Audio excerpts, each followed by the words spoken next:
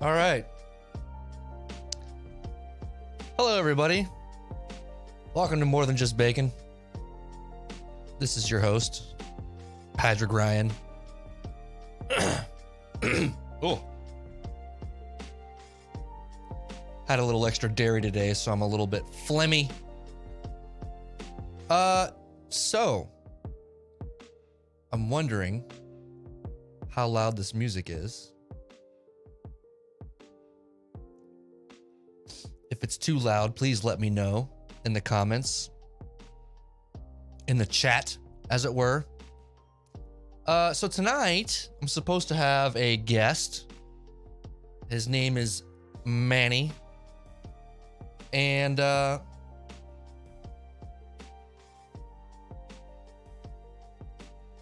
we might be experiencing some technical difficulties. So, we're going to give it a little more time and see how it turns out.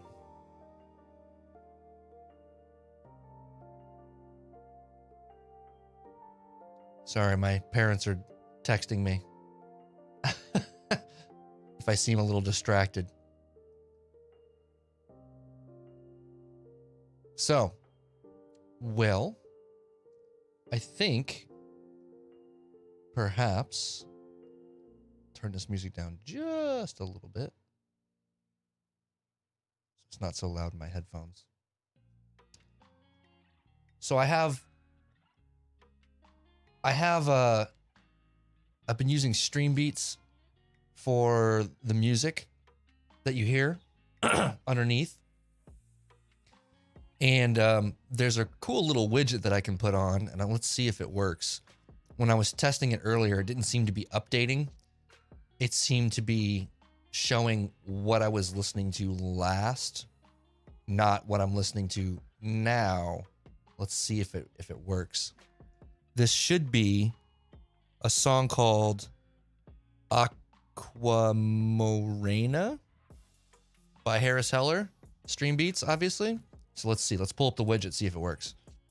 Nope. Oh. That's the wrong one. That's the wrong song. Yeah, still showing 07. Obviously, this is not a 07 song.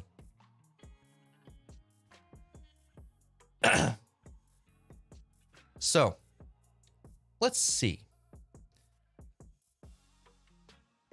What's been going on over the past 2 weeks? Well, work has been nuts, completely insane. I've had a lot of people coming out of the woodworks, deciding that they needed my services. I mean, when they've needed my services, they've needed me all this time. They just have for some reason decided that now we're all going to contact Patrick and see if we can get some work done. I'm like, dude, I have like 100 other people ahead of you. So that's been crazy. I don't know. I don't remember if I said this on my last episode or not, but my children's mother has decided that she's moving to Arizona, and the kids are going to stay here with me, and it's going to be tough. And I think, I'm going to keep doing the broadcasts. Just going to keep trying to have guests on and make this show happen. And I'm just going to have to tell them on a certain day, hey, hang out downstairs. Daddy's going to be on the computer for a couple hours. They're usually pretty supportive about that. They're excited that I'm on YouTube. So we should be good to go on that. But yeah, it's going to be a little hard. I've never, I have done this alone before. I've had to be, the sole, let's say, custodial parent, right? There were a couple times where their mother had to go away for a couple of months. I don't know if it's still up, but we used to have a podcast, her and I did, that detailed all this information. Essentially, she went away to a hospital inpatient for a couple of months at a time. And during those times, 100% of the children's, everyday needs fell on me, which I was happy to do, So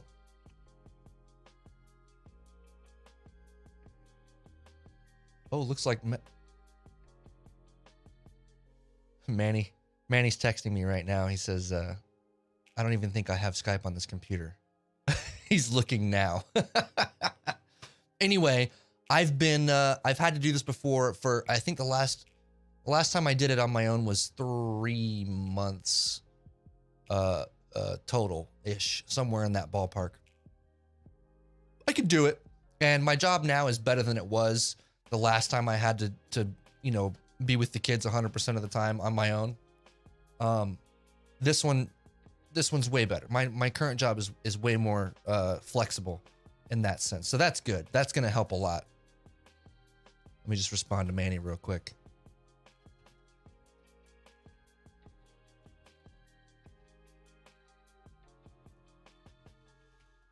Telling him that I'm live right now, talking to myself. And we'll say, what do you think? 700?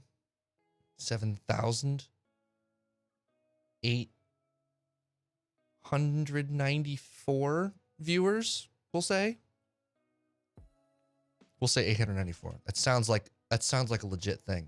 Oops. Wrong button. Let's go back to this. You accidentally used the number pad. You weren't supposed to see that.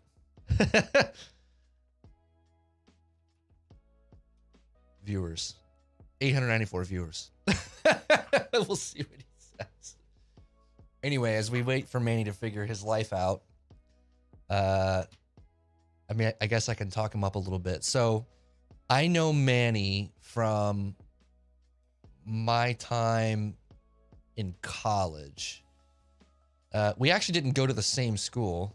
I'm just checking it. I keep looking over here because he's messaging me on Facebook. We actually didn't go to the same school. He went to Texas Christian University, and I was at University of North Texas, they're relatively close to each other. UNT, the school I was at, was up in Denton, Texas, and TCU is in Fort Worth, which is only I think it's like a 30-ish minute drive, if that. It's a relatively short drive. All of those, Dallas, Fort Worth, Denton, they're all part of what's considered the Dallas-Fort Worth Metroplex. Anyway, how did I meet Manny? I'm gonna have to ask him when he finally calls in. I don't remember how we met, which is interesting. But we became really good friends. We spent a lot of time together. We did a lot of drumming together. We marched Drum Corps International together. In fact, I'm pretty sure, oops, let me get out of the way. That drum head right there that my finger's pointing to, I'm pretty sure has his signature on it. That's from 2004 Phantom Regiment.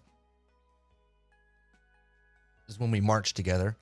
That was my age out year. That was the last year I could march. And he was on my side. There was only one guy between us. So I spent a lot of time drumming with Manny. And then after that summer,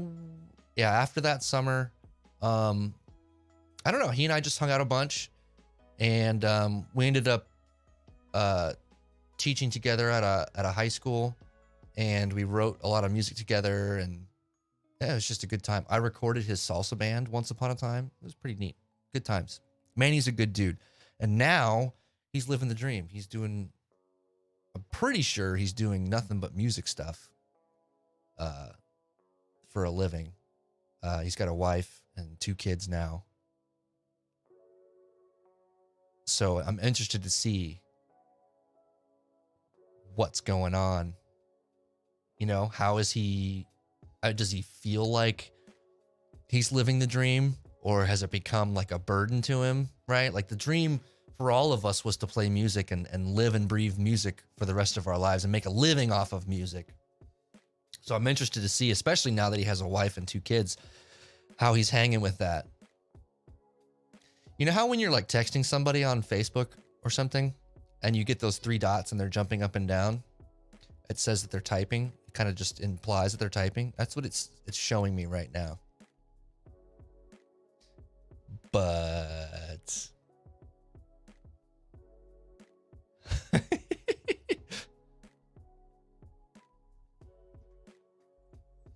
this is fun. Oh, my parents are in the chat. Hi, Mom and Dad.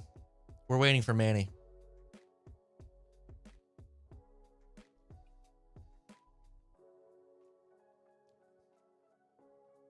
So I think this video is going to go up. So last time I did this, right as soon as as soon as you finish the stream, YouTube is basically like, hey, do you want to edit this right now? Like as soon as you finish, like, you want to edit it right now? And I'm like, last time I did it, I was like, no, I don't want to, I want to edit it later. And so I said no, and it just posted it. It just posted the entire recording. So there's like, I think there's something like 15 minutes of starting soon screen. And then there's a bunch of, and then, you know, the rest of the thing. So I think this time I'm going to try to edit it before it finalizes. Then what I'm going to do is I'm probably going to cut all this junk out right here. This part right here. For the audio version of the podcast that gets posted on Spotify and iTunes and all that stuff. I'm going to ask him real quick how it's coming.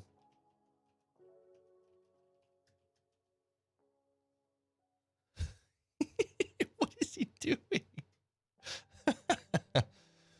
Real quick. Mom and Dad, how's the level of the music? Is it too loud? Is it too quiet? I'm curious. It's coming in hot through my headphones, but I don't think I can adjust what I'm hearing.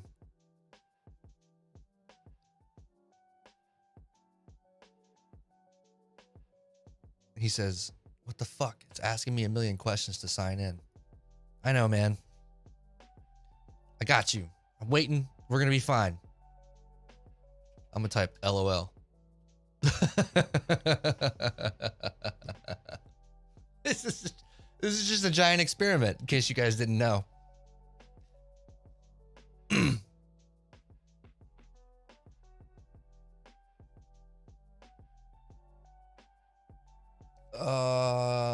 So yeah, we're just kind of killing time until Manny shows up.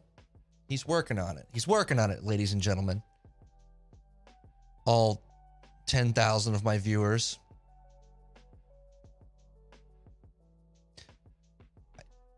Right, I can see that you hear the music, but is it too loud in relation to my voice? That's the question. The $1 million question that I want to know.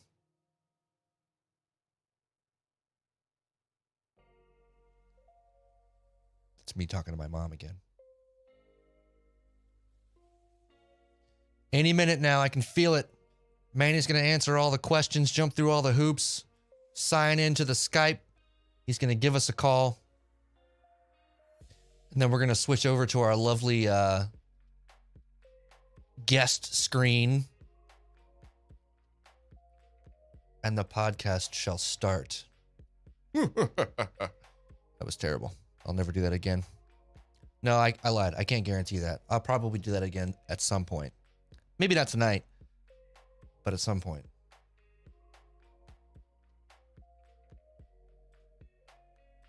Oh, good. Dad says the music level's perfect. I trust him.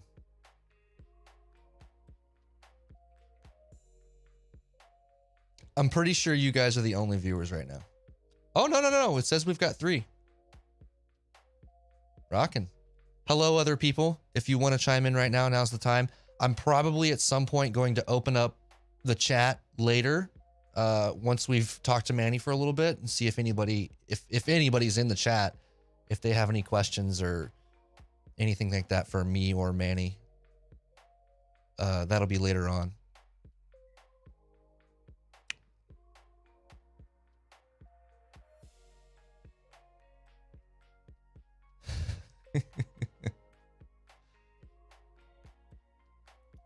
fun. It's an adventure. Right, Mom? This thing is a little bit lower than I want. How's that? That's better.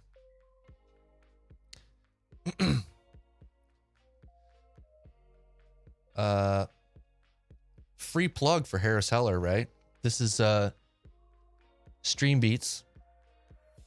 Stream Beats Music. He has a huge catalog of copyright-free music that you can use. There you go, Harris. Free plug. You're already making a ton of money, but you know what? I'm helping you out.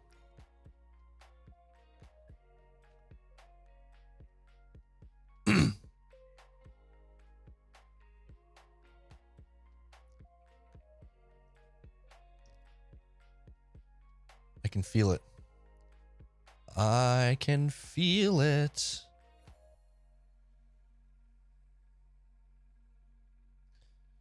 Waiting on Manny. He's coming. I haven't seen Manny in ages. I think the last time I saw Manny, what year was that? 2013, I think, was the last time I saw him. I had some work. The Navy sent me down to Annapolis, Maryland to do some work. Pretty great, actually, because I was down there by myself. They sent me all alone, which was awesome. And they put me up in a decent hotel. I mean, it was a Navy lodge, but a Navy lodge is, at least the one in Annapolis, was nice. And while I was in Annapolis, they gave me a rental car, and I drove out to DC to see Manny. We had dinner, I think. It was nice. Last time I saw him.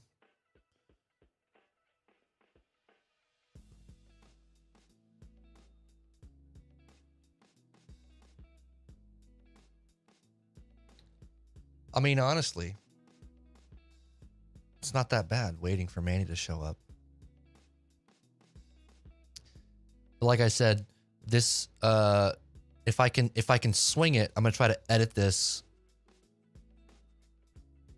out of the VOD, as they call it, the video on demand. So once this live stream is over. Yes, he is the one. Yes, Manny is the guy that's on the scaffolding with me. We were teaching at a high school. That was a marching band rehearsal. So yeah, like I said, this part I'll probably edit out of the. I'll definitely edit out of the audio only version, and I think I'll be able to edit it out of the YouTube video on demand of this live broadcast. I think. I don't know. We'll find out. If not, then I'll just try to put in like time markers for when the interview actually starts. I think that's a good idea. Getting text messages. Let's see who's texting. Is it Manny? No, it's not Manny.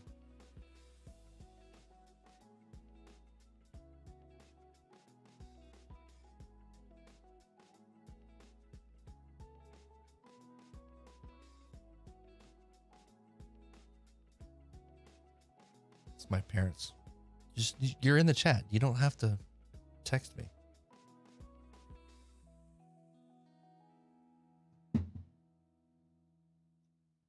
All right. Here we go. I'm just kidding. Nothing's happening right now. We'll get there. We'll get there. Come on, Manny. I believe in you.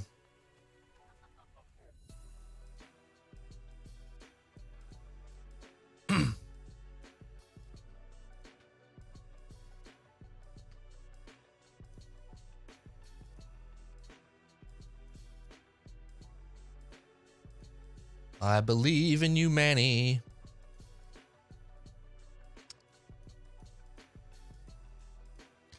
Incidentally, I don't know how old the picture is that I used for the thumbnail. I think it's pretty recent.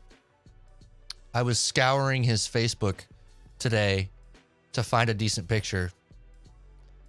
And I think I got a good one.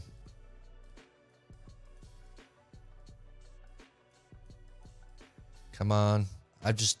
You're looking at, I'm glancing over here. I've got the Skype right here in the window right here next to the camera, just watching. And then I've got the Facebook Messenger up.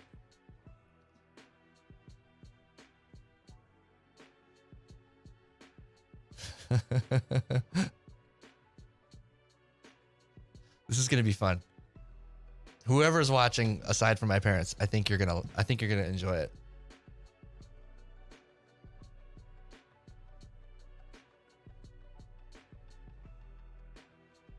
Manny's such a good dude. It'll be good to catch up with him.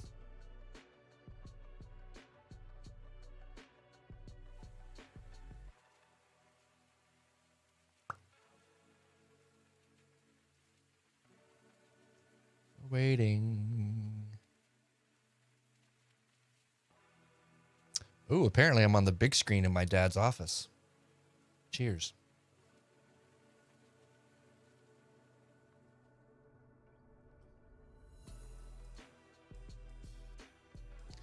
Technology's incredible, isn't it?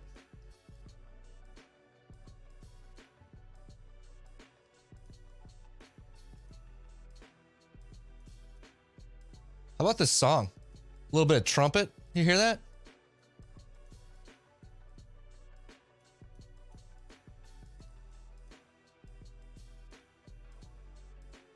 He just came out with a rock album. What was that? Oh.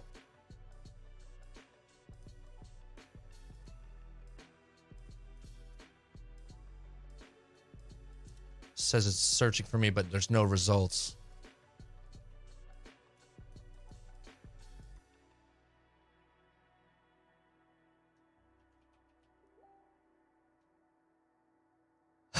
I haven't used Skype in years. How's this work?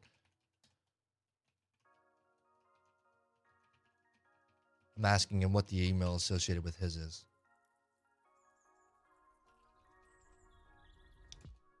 See if I can call him instead.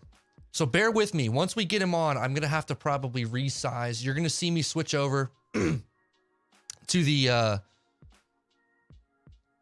interview screen, and I'm going to have to resize some things. It's going to look a little unprofessional because I'm not professional. I look professional. Don't get me wrong. I look great.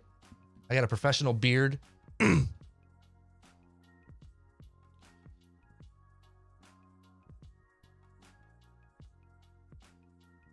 see.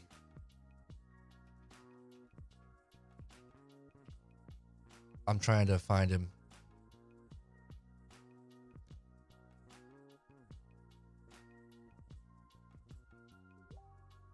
Perfect. Can you hear that? Can you hear him messaging me?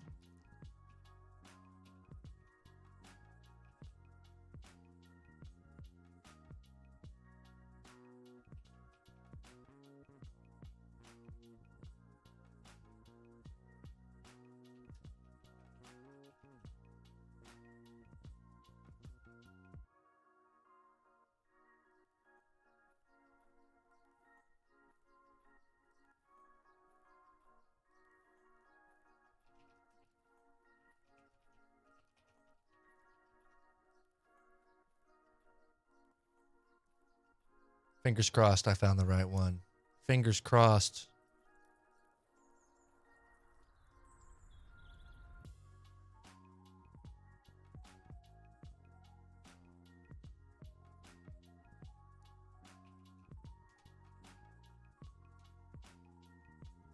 I'm sorry. I'm just verifying that this is the right one.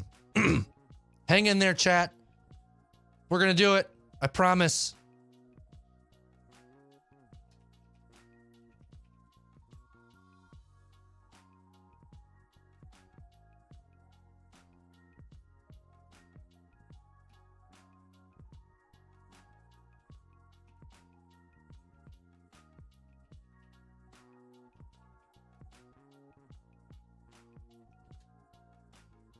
Did I spell it right? Yeah.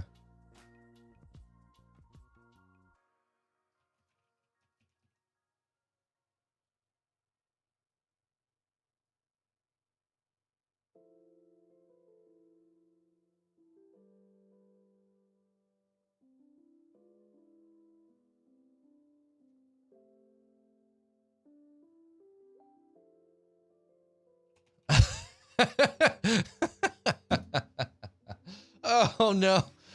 Oh man. This is embarrassing, but also kind of fun. I hope you're hanging in there, my 3 viewers. I love you all. Is anybody else typing in the chat?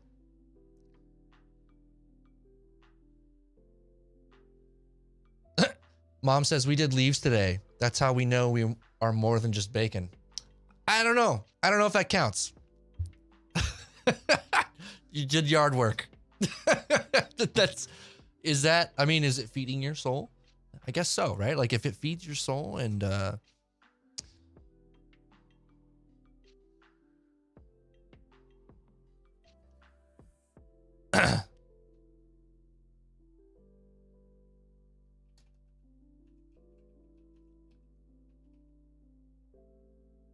this is weird. Why can't... So I found him on Skype. I don't know that it's the right one. I sent a message and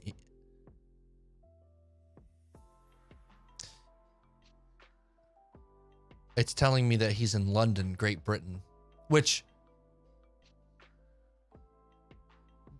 he did go to school in London, which we're going to get to. I'm going to ask him all the things and we're going to talk about it. I just don't know if this is the right account.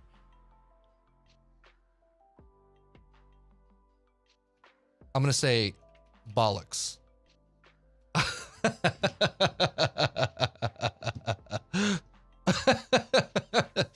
Oh, man.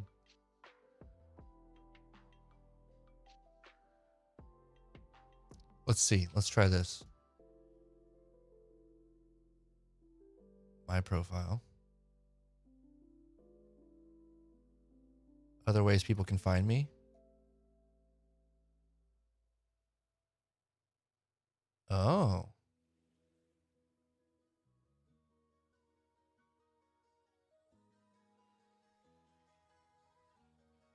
Copy. So I'm copying my ID.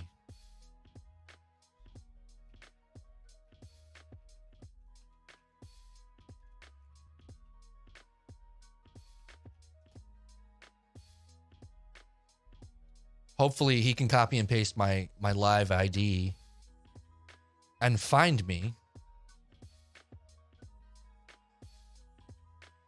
I mean, you can try searching my name. Try searching my name. Oh, he's typing. He's typing. Let's go back to chat, see what people are saying. Mom, you want to be my plan B?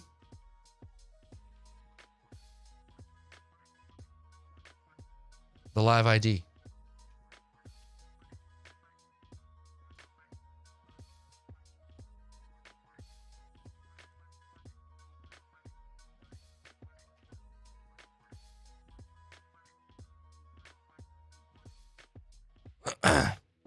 He's like, copy and paste where?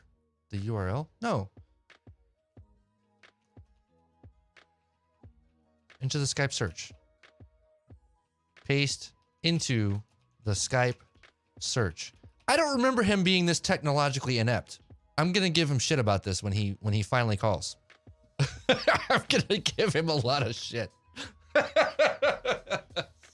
All the shit, Manny. You're getting it. You're getting all the shit.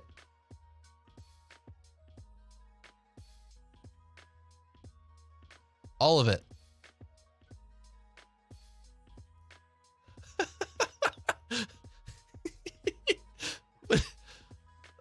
Oh, man.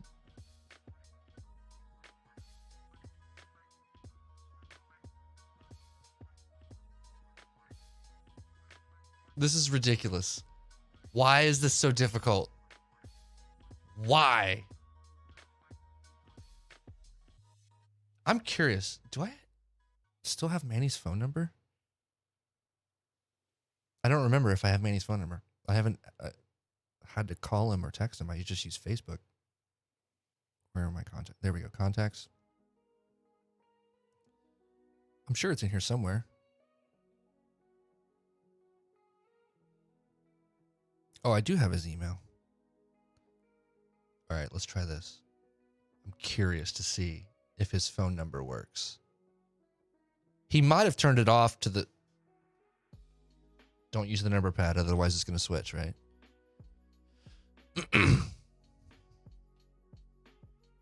Trying his phone number.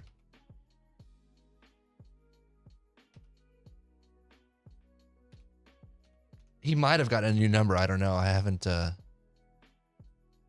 it's not in there. It's not working.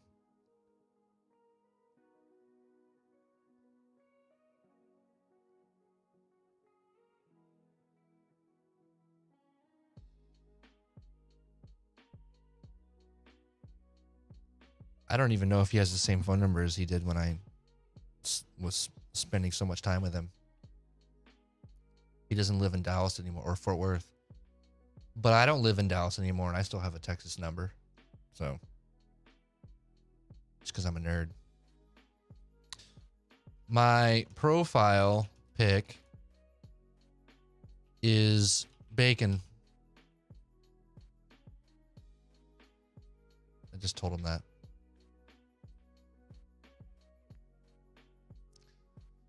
Come on, dude. We got 3 people watching. It's going to be epic. Wait a minute. I'm curious. Mom says she's on her iPad. Dad's... Oh, you're texting me from your iPad. I'm just curious if 2 of these 3 viewers are my parents. Who are in the same room, probably.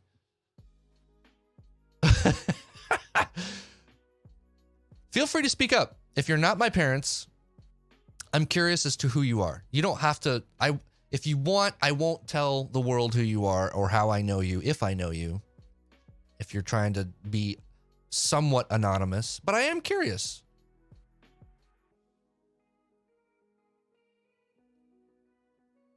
Because if I'm getting somebody that I don't know, that's great. Welcome. You're going to see an awesome interview today. Come on, Manny. You got this. I can feel it.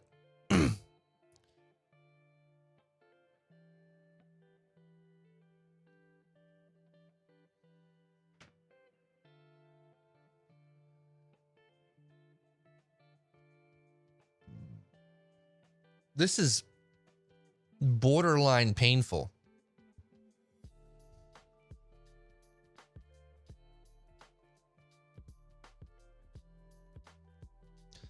This song's kind of groovy, right? Oh, so Harris came out. So Stream Beats came out with a rock compilation. Let's see if I can find it.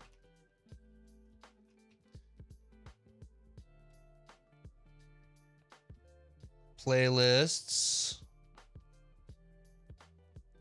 So he's got... We're listening to the lo-fi.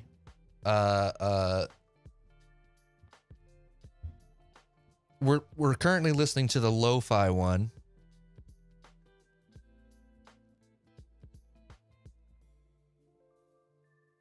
What?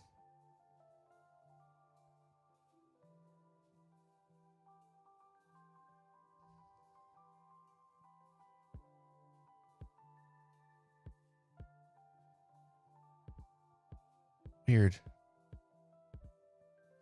I guess people are making playlists that are the unofficial playlists on Spotify. But he made a rock one recently. I'm interested to hear some of this stuff. We can judge it together. What do you think? Until Manny gets here? I don't see it. Oh, there's so much junk here now.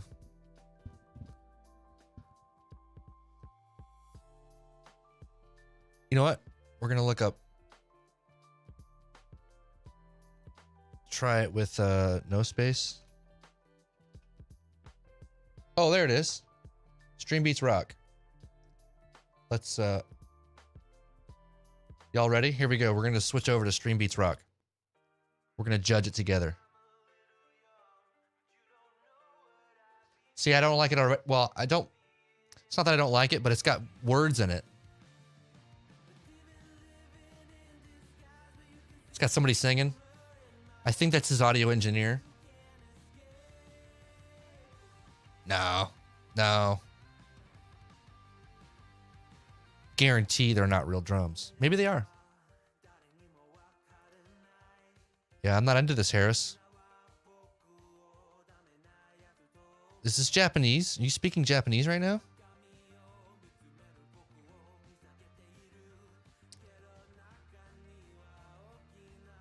Yeah, I think it might be. Let's go to the next track. All right.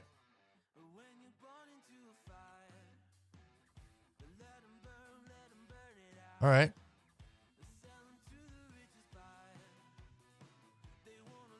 It's dancey.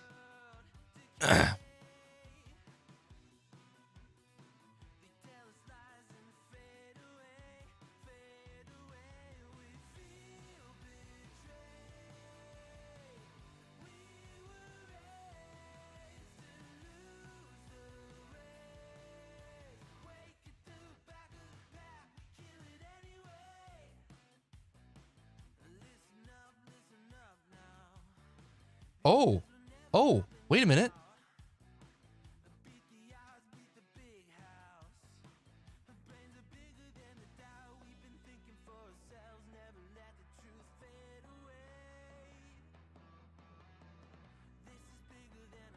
I just shared a link to my profile, my Skype profile. That might do it. All right, let's get rid of this shit. I don't like it. There's too much words going on. See, Harris, this is what we needed. We needed quiet stuff that's good for talking, and you did it. You did it fine. I mean, I guess the other stuff, the rock stuff, is more for like if you're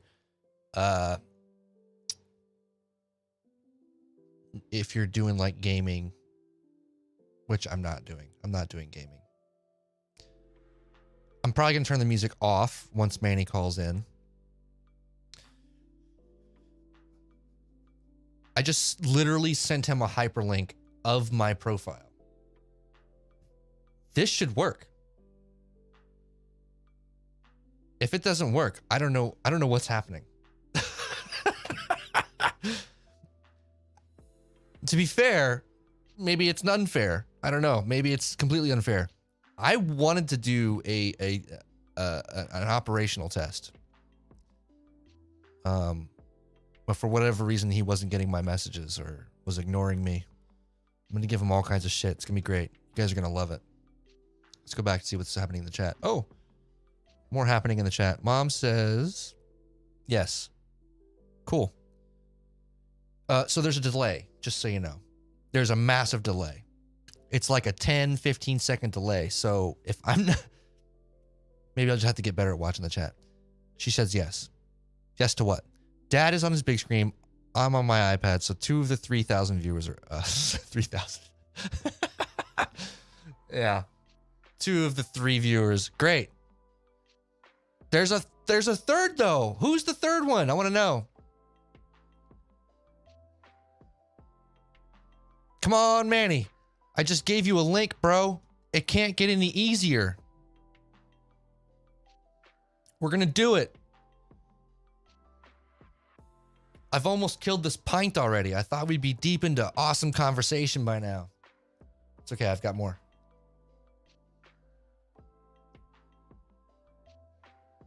Typing.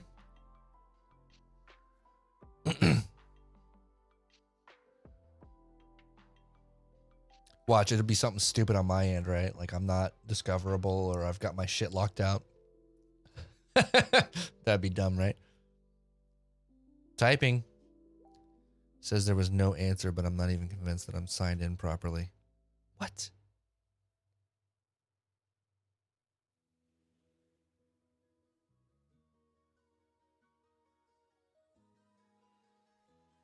Settings.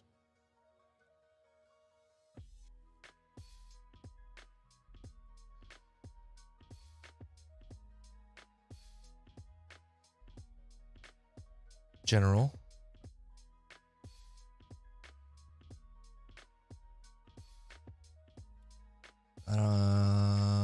Okay.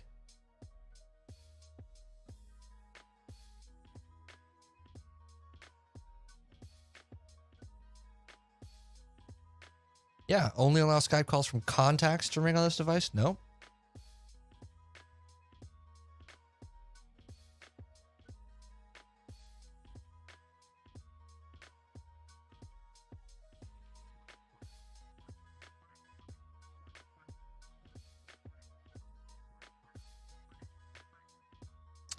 Dude.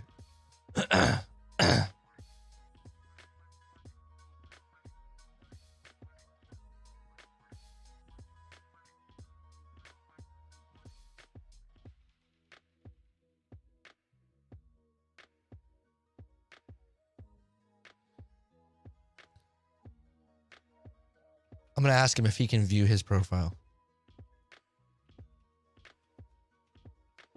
And share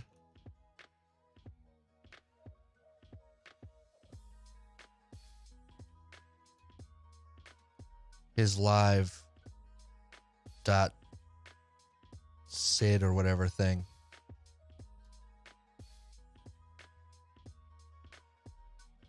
This is insane.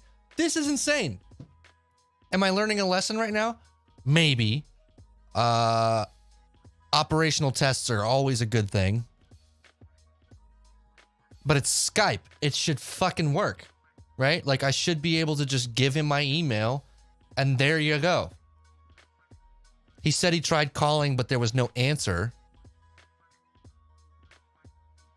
Well, I'm right here. And he wouldn't have accidentally called my personal Skype. I'm using my podcast Skype.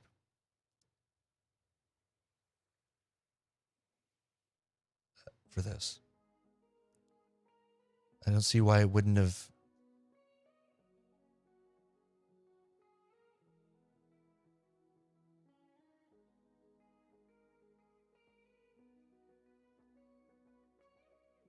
Other ways people can find me. I mean, I could add my number, but I don't want to do that. It's already contacted to profile visibility.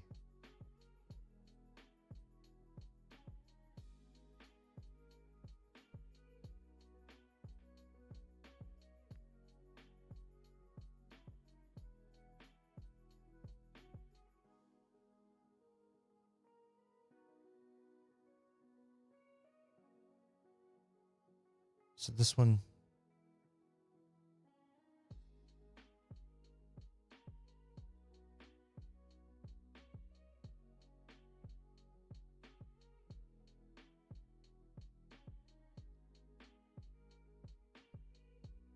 All right, I want.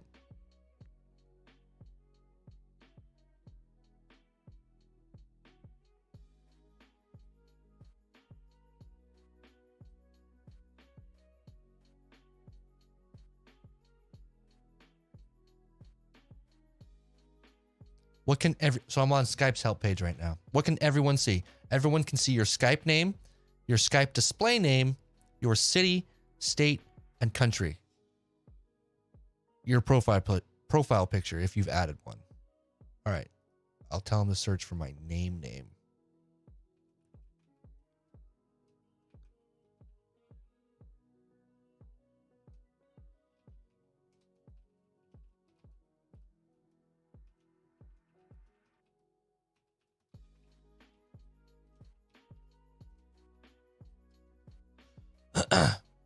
So my Skype has a bacon photo.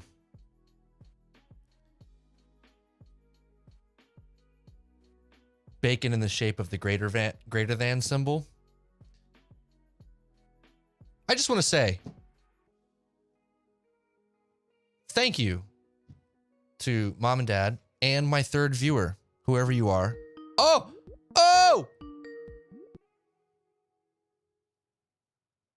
Bro. What the fuck? Manny, hold on. Let me switch the thing. Are you alive? Did the call drop? What's happening? All right.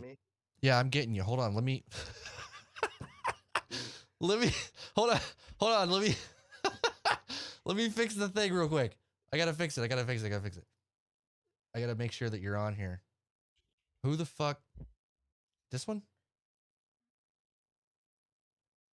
7. Yeah. Is it working? There it is. Look at that. Look at that, everybody. Holy shit.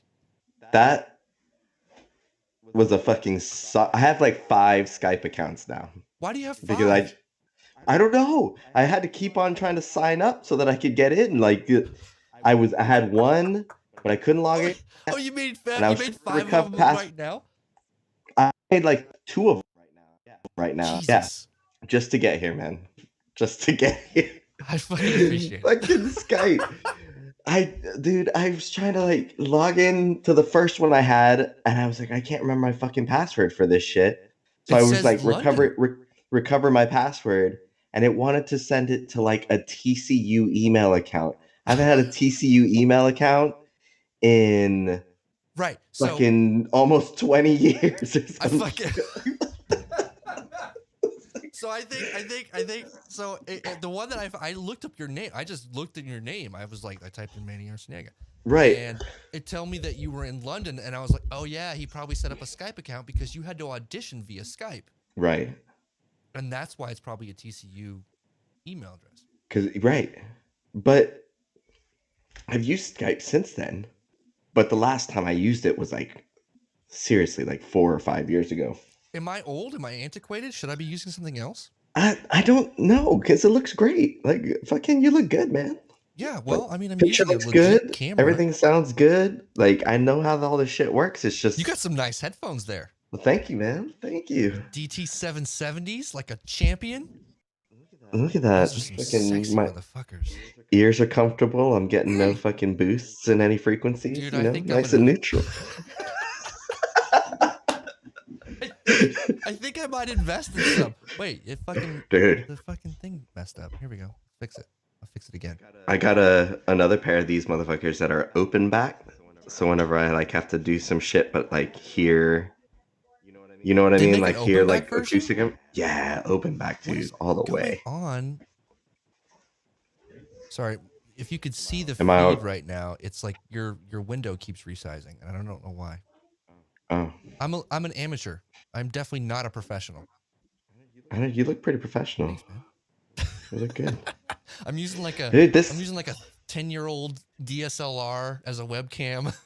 Nice. And I have a decent mic. It's an Electro Voice RE320. Nice. It's a decent microphone. I couldn't afford the actual RE20. But I mean, this is pretty much, it's close. It sounds good.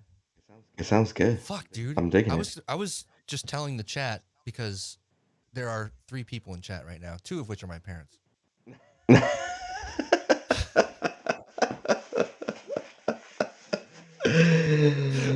don't know who the third person is. I'm trying to get this person to talk to us, and they're not saying anything. Anyway, do you have beverages? I'm in Skype. Did I ever give you those whiskey glasses back? I think I did, right? Which ones? Some Glenlivet ones. I don't know. Scotch glasses. I think I did, because I don't have them anymore. I might have been broken by now. I've got new whiskey glasses now. You know how that goes. How that goes. You gotta rotate the whiskey glasses because you just keep breaking them, man. Just keep breaking them. Oh, I love the mini fridge setup too. You don't even have to go far. No, I did that on purpose because I was like, I really don't want to have to. I know that I'm gonna have to wet my whistle. Yeah. You know, and I don't. I do. I definitely have a mini fridge right here. For that reason, so I don't have to get up and walk out that door, which that door is ugly as fuck. I'm gonna paint it soon, but it's a pocket door, so. Oh, that's cool. So it slides in there. Look at that right there. Wait. That's dope. Right there. I was about to say, yeah, you got the. Is that the 04? That is the 04 right head. There? Age out. Yeah, nice. That is an 04 head. The one above it is an 02 crown head. I don't have one from 03, but I do have a picture of us from 03. So. Oh shit! Nice. All right. Fuck, man. What have you been doing? Dude, I actually like.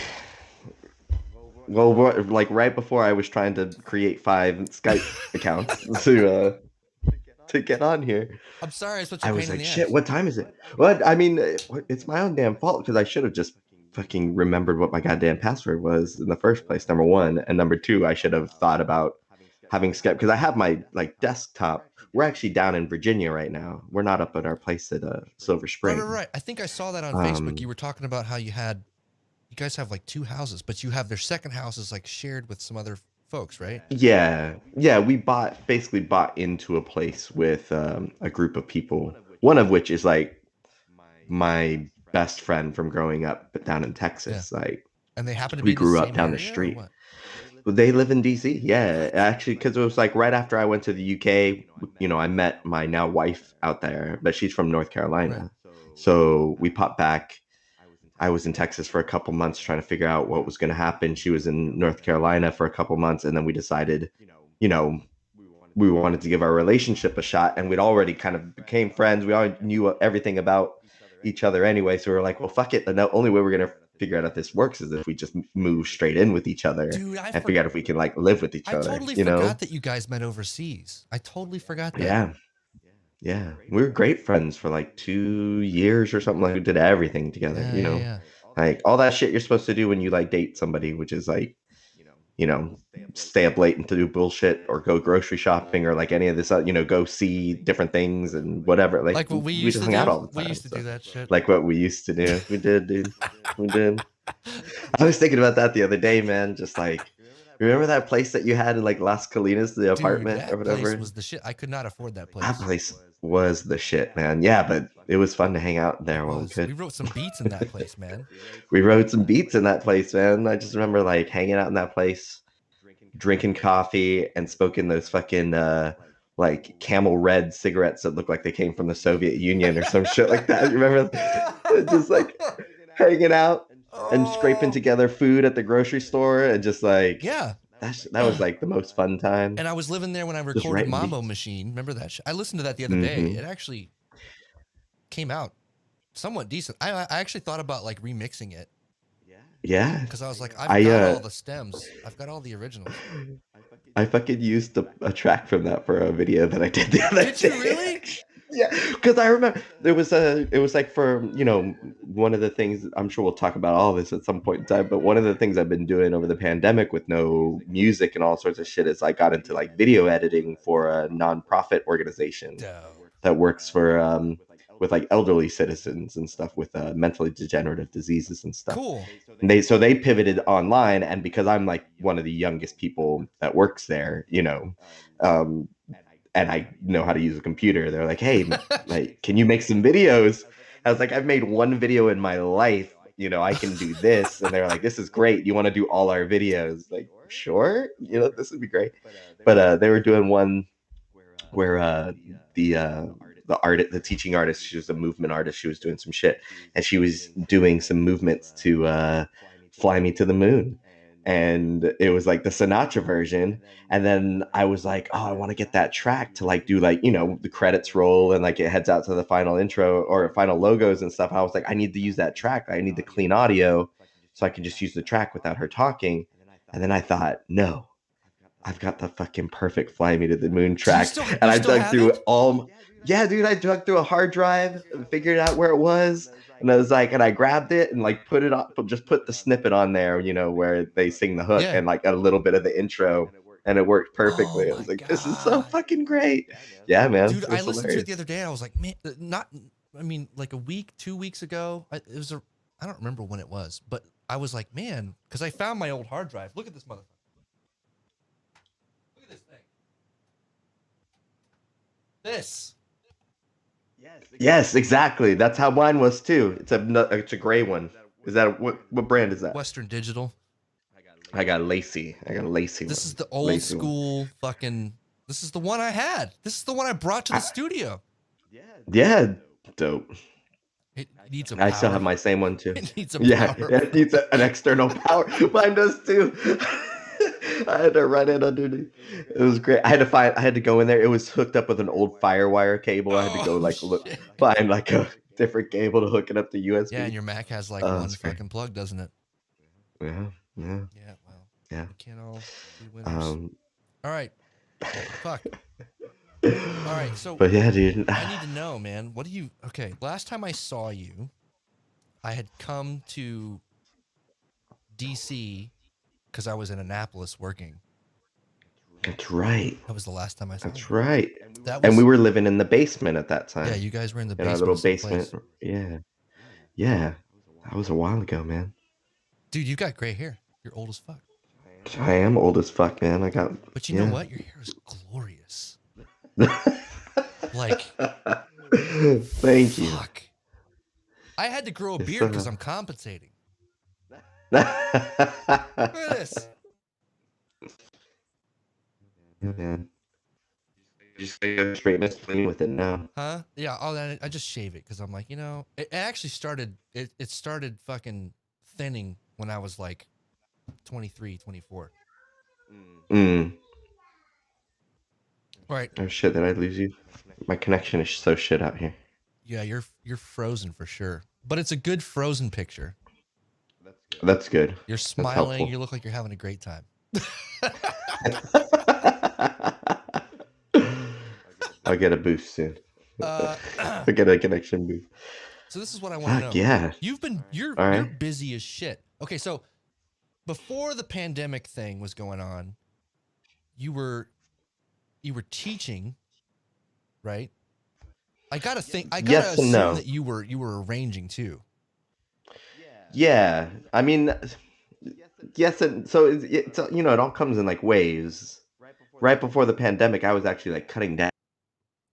Because the thought was, Camden owns like a couple businesses like in the tourism industry, and they were doing really well. Right. And so we were she was doing well enough where we're using her income to like kind of live off of, and my income was all supplemental. So it's like, well, fuck, I don't have to like hustle my ass off as much as we need to, and we got 2 kids running around. Right. Why don't I not worry so much about pulling together a big studio of students right now and just like hang out with the kids, right, and take on the playing work that I want to take on, and figure out where that balance is. And that was like because Emin was born the spring before, right? So we kind of went through the fall, and I had a few students, and then I was kind of like telling them, yeah, you know what, I don't think I'm gonna come back next semester and do any teaching. I kept like a couple, like 2 or 3 that were like, oh, please, like we'll do whatever, we'll do, we'll come to your house or we'll do it. And I was like, okay, yeah, sure, we can make this work. But yeah, so I was like literally like kind of shedding it away, and then the pandemic hit, and so I didn't have any fucking students when that went down. I was like, oh fuck, I should have kept all these students, because that would have been such a nice cushion to fall back on. Yeah, just like pivoting to the online stuff. But yeah, that was it. I mean, we had a couple students that were kind of still going. Luckily I still had my relationship with the kind of school that I was working with. Yeah. I was actually just looking at the website earlier today. I was like, hey, well, he's still listed as faculty. Yeah, and I mean, I still did, like, I just did 2. They do a performance series every year, and I just did 2 performances out of their little performance series thing. And I did right when the pandemic hit, they were looking for anyone who could do any online stuff or whatever. I was like, yeah, man, I'll do a masterclass or something. I did like a Latin masterclass, Latin percussion masterclass or something for them, and then I taught a couple classes over the spring.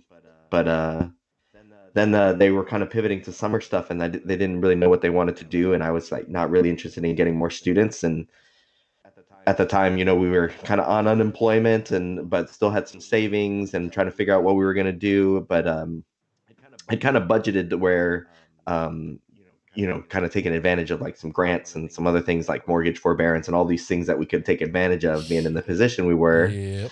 And we're just like, you know what, fuck it. Like, we're just going to ride this out for a little bit. And we moved down here for like 2 months in the summertime. So we could like learn what the fuck was going on down in this like whole wait. Crazy so place. You guys invested in this property obviously before the pandemic. We started talking about investing in it before the pandemic. We started going through the process of purchasing. Did you hear it? Late fall. All 3 of my viewers, did you hear it? The process. That's the London coming out.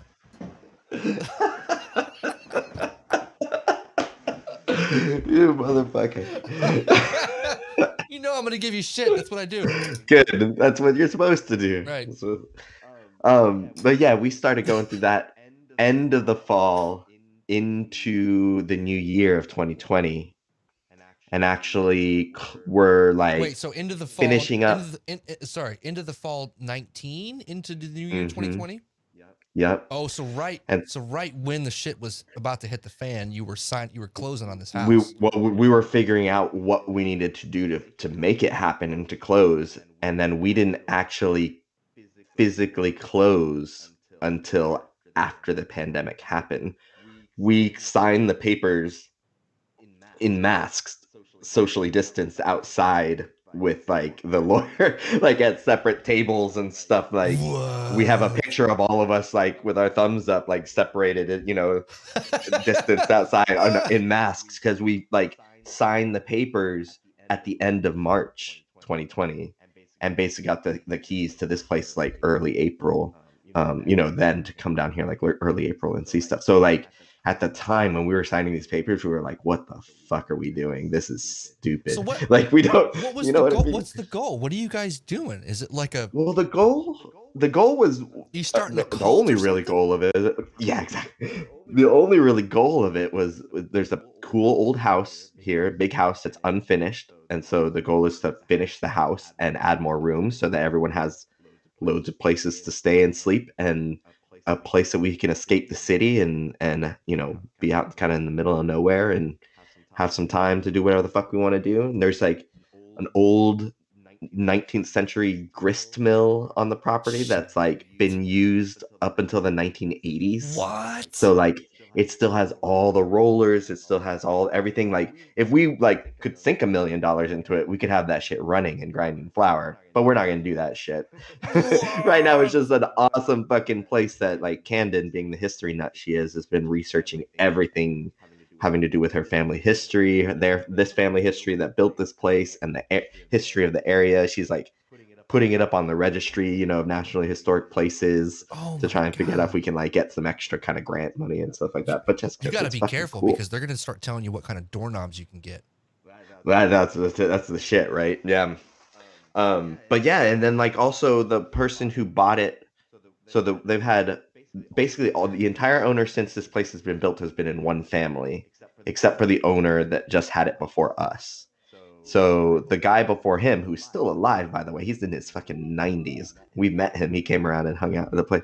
He turned it into a vineyard. He was like, you know what? Like, I'm not going to grind flour anymore. I'm going to plant grapes up here on this big ass field that we get, and I'm going to use the Butler buildings as the area to do the wine. And I'm going to use the mill pond that used to run down into the head race and tail race to get the wheel going to make everything move. He's like, I'm going to use that water for irrigation, and he built like an irrigation system through the vineyard and stuff. And he started selling, like basically growing grapes and making wine. And so then the guy who bought it after him carried on that tradition just really poorly and started making really bad wine. So he was trying to sell it for all sorts of money, but no one was going to buy it because it wasn't doing very well or whatever. So we ended up getting it at a very good price. And all of us splitting up the cost basically, and it has it has vines on it, and it has fucking all the equipment we need. There's tractors, there's sprayers. Well, I mean, there's relics of these things. Some of them are in more disarray than not, but there's like giant fermentation tanks and a fucking grape press and a grape crusher. And so we like this fall crushed a ton of Chambersand grapes and have like almost 1,000 liters of wine sitting in a fermentation tank right now that we don't really know what we're gonna fucking do with, but we know that we can do it. So, like right before I got on this phone call with you, I was talking to the guy who has a vineyard, and they have a winery about 2 miles down the road. They've been in operation now for like 15 years, and I've been over there like all the time, like, how do you do this thing? How do you do this thing? And just working in their vineyards for free and just asking questions. Like, so we've been winter pruning right now. I've been learning how to like cut grapes and like prune them down the vines. And he was teaching me, I was asking him a bunch of questions on how to build a spray rig And tomorrow we're going to go to the hardware store so I can try to build this spray rig. And I'm talking about how to design a spray schedule to spray grapevines so that we can grow grapes and make wine out of it for no other reason than it's there. All right. I think we might have already answered the question of what the fuck are you doing to be more than just the person who goes to work and brings home money, because you were doing the music hustle, right? Like, you were doing. You could. I'm guessing, and you can obviously tell me when I'm wrong. I assume, because I talked to Noyes not too long ago. Oh, fucking Noyes. Yeah, we had a 2002 Crown snare line Zoom call that Dave Reyes set That's up. great. It was fantastic.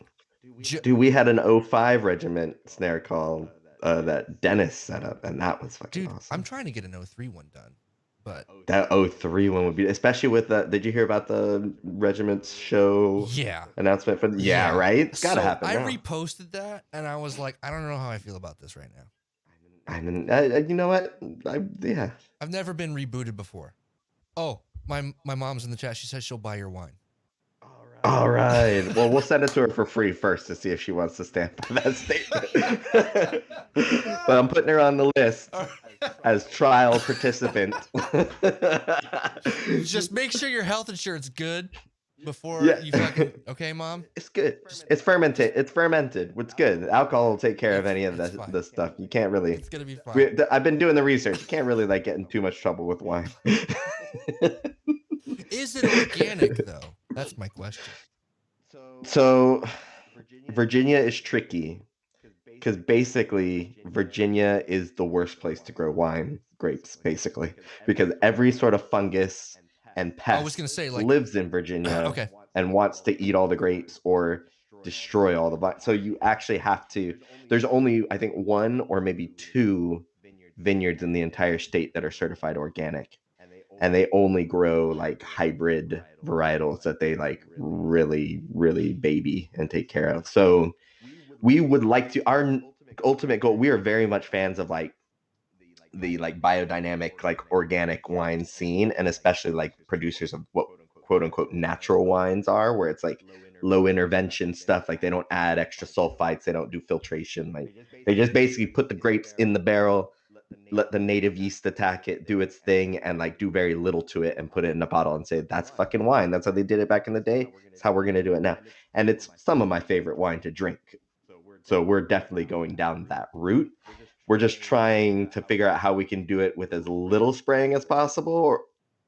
But I think we're going to have to spray a little bit. So I don't think it's going to be certified organic, unfortunately. I mean, you're going to have to, right? On some level. I think we have to. Yeah. It's just Virginia, basically old TJ Thomas Jefferson was kind of right when he was Virginia would be a great place to grow wine, but also or grapes, but he couldn't get his slaves to do it. So you know what I mean? If he couldn't do it and he had free labor, it's going to be hard for us to get it.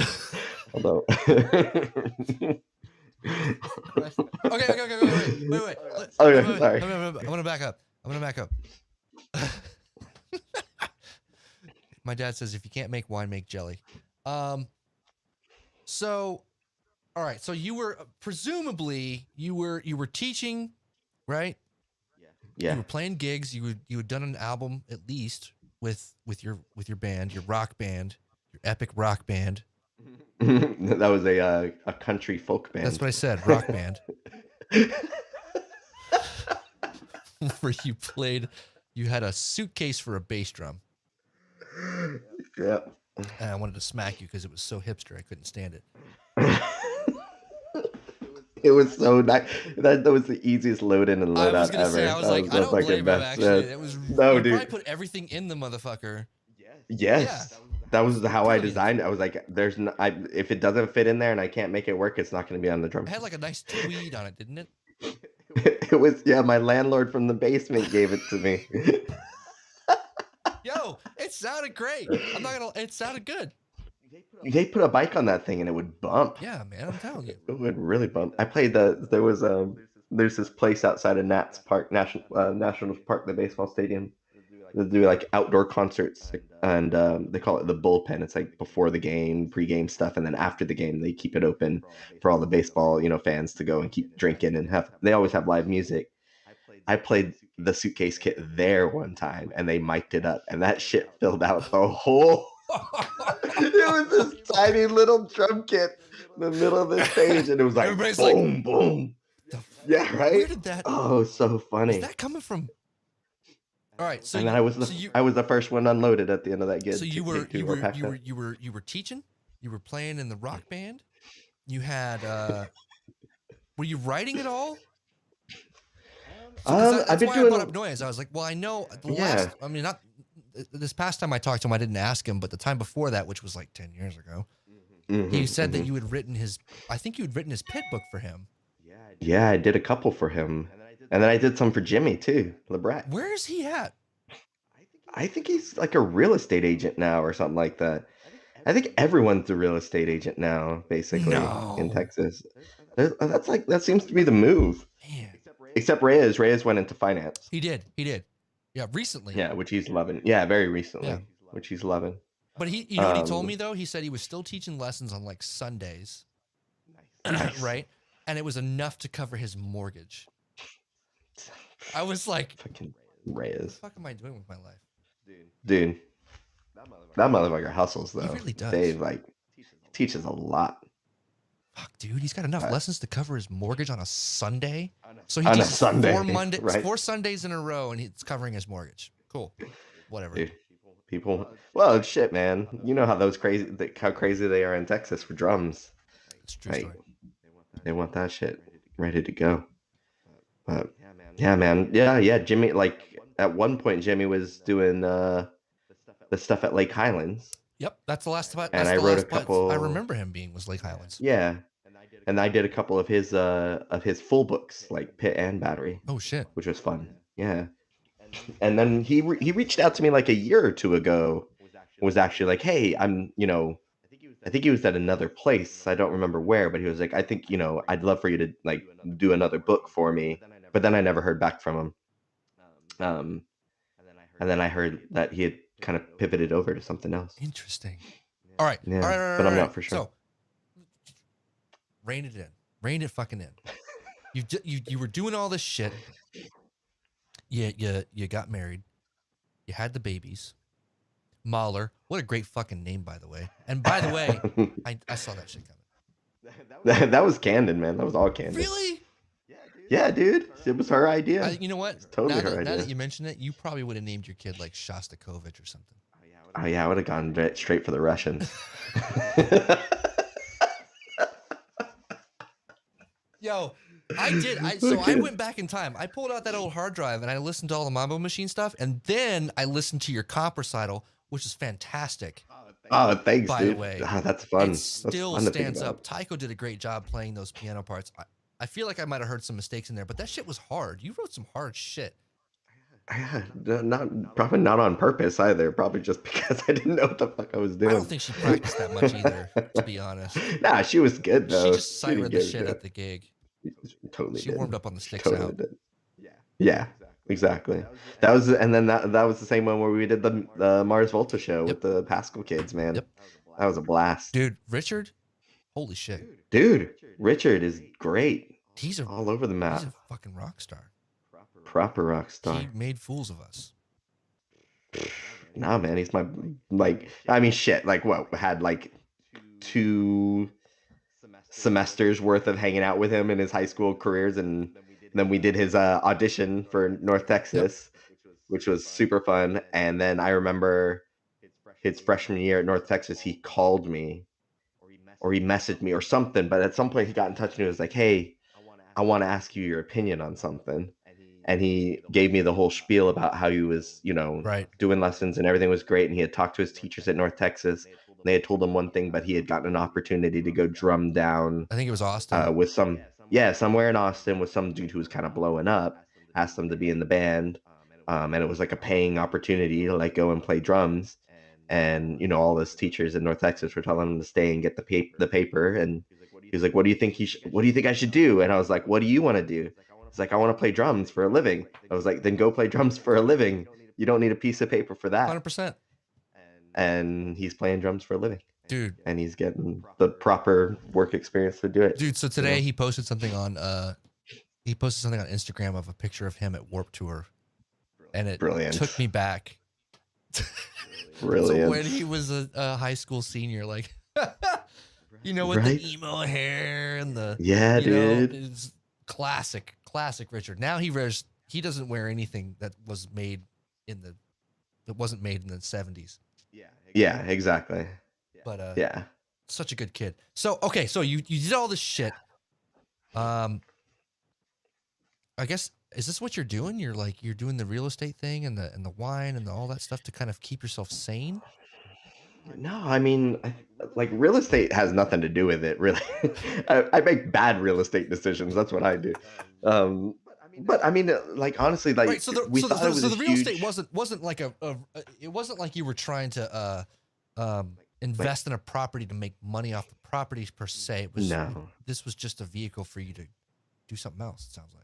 This was a vehicle, to have like a place. Well, one, to have a place with some really good friends that, we were like, hey, let's, this is a cool place. We can get into some trouble here and like and fuck around and have some fun. And, ultimately, like, we're gonna have people come play music here, and we're gonna invite people down like you guys to come and chill and like open it up to have as a place where more people can come and congregate and get into more trouble and have, memorable moments. Like, it's hard to do that in a house in the city. Right. You only have so much room to share. A house this, big, which has the potential to have more rooms and land where people can camp or bring their RVs or whatever, and like, have a good group of people and make big food and, and hang out like that. That was too enticing to pass up. Right. And then just like the idea of owning a bit of more land, like there's room to kind of spread out here a little bit and not worry so much about shit happening around us or development or anything like that. It's a small town. Yeah. We've got like a 16-acre plot. There's no one next to us. So like, it's fucking quiet at night. We don't hear cars and shit. You got light pollution over there? A little bit. A little bit. But again, you go out into the upper hill of the vineyard and like you lose a lot of it. And so the stars are amazing in the wintertime. You know what I mean? Like shit like that, dude. That's sunsets are incredible. Like, we catch some of the Blue Ridge in the distance and you get the sunsets on the Blue Ridge. And it's just like, this is, that's what I want to, if I can just like waste time out here, that's what I'm going to do. I'm going to find ways to be as lazy as well. But that's the thing, we're working our asses off down here. Yeah, but it's like that great kind of work, that's physical, right, like that's what I was gonna say. mental. Like it's almost meditative. Yes. Exactly. It's so funny. When I first bought my house, within like a month, I've got a bunch of big trees. I got maples and stuff on my property. I don't have as much space as you do. I have like a third of an acre, if that. Still. Quarter of an acre, maybe. And I got a bunch of trees on my property. And within like 1-2 months of me buying this place, we had a huge storm and a huge branch of a tree came down in my backyard. Yeah. And then what was it, like 6-7 months after that, another one came down. Like I just finished cleaning up the one, and then the next one comes down. And then like a year later, another one comes down. And then like 3 months after that, a fucking tree came down. And so one day I'm out there and I'm like, I don't have a chainsaw. I should probably buy one, but I don't have a chainsaw. And so I'm out there like with a handsaw, just fucking cutting the shit up. That's sweat right there. Right? I'm just cutting the shit up. And I'm talking, some of these branches are like big honking fucking, Yeah. And my neighbor behind me, he's like he sees me out there. He's like working on his truck or something. He's like, hey, I got a chainsaw. You want to borrow it? I was like, no, I don't, actually. I'm having a good time. It's kind of meditative, just working hard, fucking cutting it one piece at a time by hand. It was great. And this was at a point in my life where I was balls deep in the Navy, doing Navy things all day, every day. I had no life. And so on the weekend, when I would have spare time, it was fun to just go out there and cut up a bunch of wood all day. Right. Yeah. You got one thing to focus on. Yeah. and you just got to think about not cutting your finger off. Right. That's it. It's like putting it's so and I started teaching a couple of years ago. I started teaching lessons for my Parks and Rec. I remember you talking. Yeah. And I had a couple of adult students. One of them was like 40 something years old. She was like some housewife, and her husband was in the Marines or something like that. She was like, he's on deployment. I got nothing to do. She's like, I might as well learn how to play drums. I was like, that's fantastic. And this is what we're doing. We're learning how to play drums. Yeah. And I told her, I was like, look, I don't know. I asked her, I was like, what do you hope to do with this? Like, what's your goal? Like, are you trying to play in a band? What are you trying to do? And she's like, I don't really know what I'm trying to do. And I was like, you know what? At the very least, this is a fantastic meditation. Mm-hmm. You put those headphones on with a Met, and you got your pad, and you work on something like the fucking first page of Stick Control. Mm-hmm. That's all you need for like an hour. 2 hours. Yeah. That's all you need. Yeah. It's exactly what meditation is. It's exactly right? That's the whole point of the exercise. Exactly. That's what. Yeah. Exactly. Yeah. Those kind of little mini, like, I'm having the most fun with that kind of stuff. I mean, going out. The thing I'm loving right now is pruning, because I've never done that shit in my life. And I don't even know what the fuck I'm really doing, but I know more than I did a week ago or 2 weeks ago after getting a few opportunities to do it with someone who knows what they're doing. And so now I've just been out on ours, and like we had our friends here, like here the past week, and we were all doing it out there, which is great to have people to chat with and do it stuff. But I was out there by myself today for a couple hours, just like. Snip. That's the only sound you hear. It's snip, snip. Is there like a technique to it? Like, is there like a? Yeah.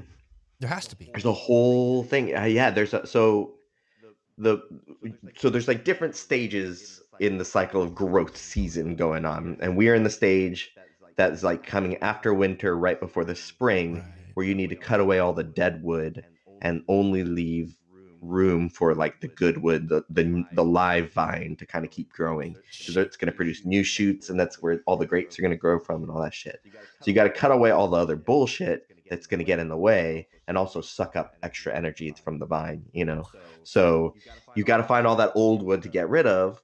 And what we're having a great time with now is we've got these right now everything on the vineyard is Concord, which is not our favorite type of wine making grape. Makes great jelly. Makes great jelly. Right, Dad? Exactly. But we also kind of like the idea that these things are on there for free, so we might as well use them as to fucking practice, before we put other shit in the ground. And then two, it's like who doesn't associate like kind of America with Concord? You know what I mean? Everything about that name and the grape is like quintessential America. So we're like, how can we like make a weird ass wine out of these like quintessentially American grapes? Like that would be a fun way to try to make this happen. So you could call it, last year we could call it Blue Devil. Blue Devil. Ooh. Yeah, right. Well, we were talking this past fall, we harvested whatever we had, because last year we got the place too late to know what the fuck we were doing. Right. We just let the vines grow, basically. We tried some different pruning going on. We didn't do any spraying. What? There were some gnarly ass looking vines by the end of it, but there were still some grapes on it, so we just grabbed whatever we could. And my buddy Nat, who's kind of taken over like the wine making responsibilities, because he's made wine before in his basement. Oh, interesting. This is considerably larger scale and like crazier. But he was like, you know what I'm gonna do with this? He's like, I'm gonna try to make a rosé out of this fucking Concord. Who's ever heard of a Concord rosé?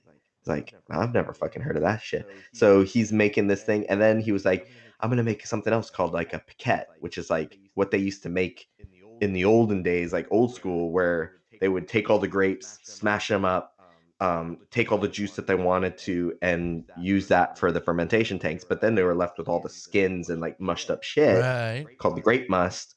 And what the vintners would do is just like pour a bunch of water on that shit, let it ferment a little bit more. And that's what they would give all their farm workers for free as like you can drink this while you're working, because it's not as alcoholic. So they're not going to get super drunk and can't like not do their job. But also it's like still tastes a bit like wine, and like kind of still gets you a little drunk. So that's called a piquette. So he was like, he tried making a little kind piquette. of thing, like a 6 or a 5? Maybe. Yeah, maybe. That's super low for a wine. Super low for a wine. But like still like it could be like light and refreshing, you know, and there's actually like there's a kind of a return with some of these hipster natural winemakers, you know, who are making weird old shit like that, like piquettes. So right. We're like, well, if we could fucking like use a Concord grape to then make a rosé and a piquette, we're getting two like things that then we could potentially offer people out of one grape that we were getting for free, and it's like a fucking weird stuff. And so we were drinking this piquette with like super fancy ass sourdough bread that Nat had baked and like peanut butter, and we were like calling it like peanut butter and jelly like style. Like we were like, we'll fucking offer this in the tasting room, like a peanut butter and jelly like combo, like glass of piquette. Do you guys have and a like tasting toast room? with peanut butter? I mean, we've got the old mill. That's what they were using as the tasting room before. They had made the old mill. It was like a legit working vineyard. Yeah, totally. And it went under for some reason because they didn't have the crazy shit that you guys have.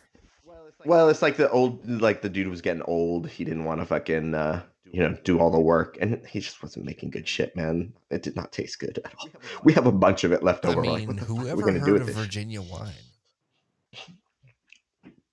It's a thing, man. Is it? It's a thing. It's a thing, and it's only getting bigger, dude. It's the second largest grape or winemaking industry in the United States, next to California. Really?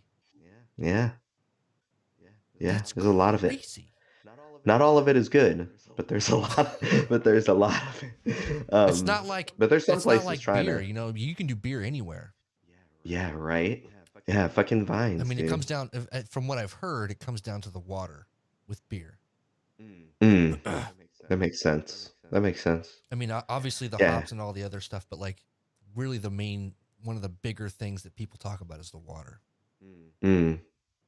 So that makes sense. Yeah, with this shit, it's just the climate. We live in like Virginia's tropical, like subtropical. Yeah, not a great wine or grape growing climate. I mean, they'll grow, but I mean, they're doing it in Texas. Yeah, Texas like grapes are actually a thing, man. I know. Like Texas wines are kind of hit. I remember driving from fucking Dallas to Fort Worth, and I would drive through, and it was on what was that road? Was it 20? There was like a vineyard right off of 20 or something. No way. I don't even remember that. Am I wrong? Maybe that. Oh, shit. 20? Yeah. Kind of in. that you would take 20. Kind of in the mid cities. Yeah. When I was leaving Las Colinas, there was a place. Yeah. Interesting. Yeah. Everywhere, dude. So this is what you're doing then. Yeah. I mean, the secret blessing of the pandemic, right, has been that like, instead of trying to hustle and bustle with all the music stuff, or even Camden, I mean, like, Cannon's jobs went down under immediately, you know? So wait. So both of our shit. Wait, pause. So last time I talked to you, which is, talked to you, which was like 2000, whatever, 13. She was like in the tourism business. Yeah. Right? So that's what she's still doing, yeah? On some level. Yeah. Oh, yeah, completely. So like, well, I mean, that's her main gig, like, for sure. With a pandemic, you can't do that shit. Not in person. Exactly. Like, that's got to be. No. Yeah, so she like, she's good at her job. So they ended up making her an owner of like both of the companies that she was working with. Holy shit.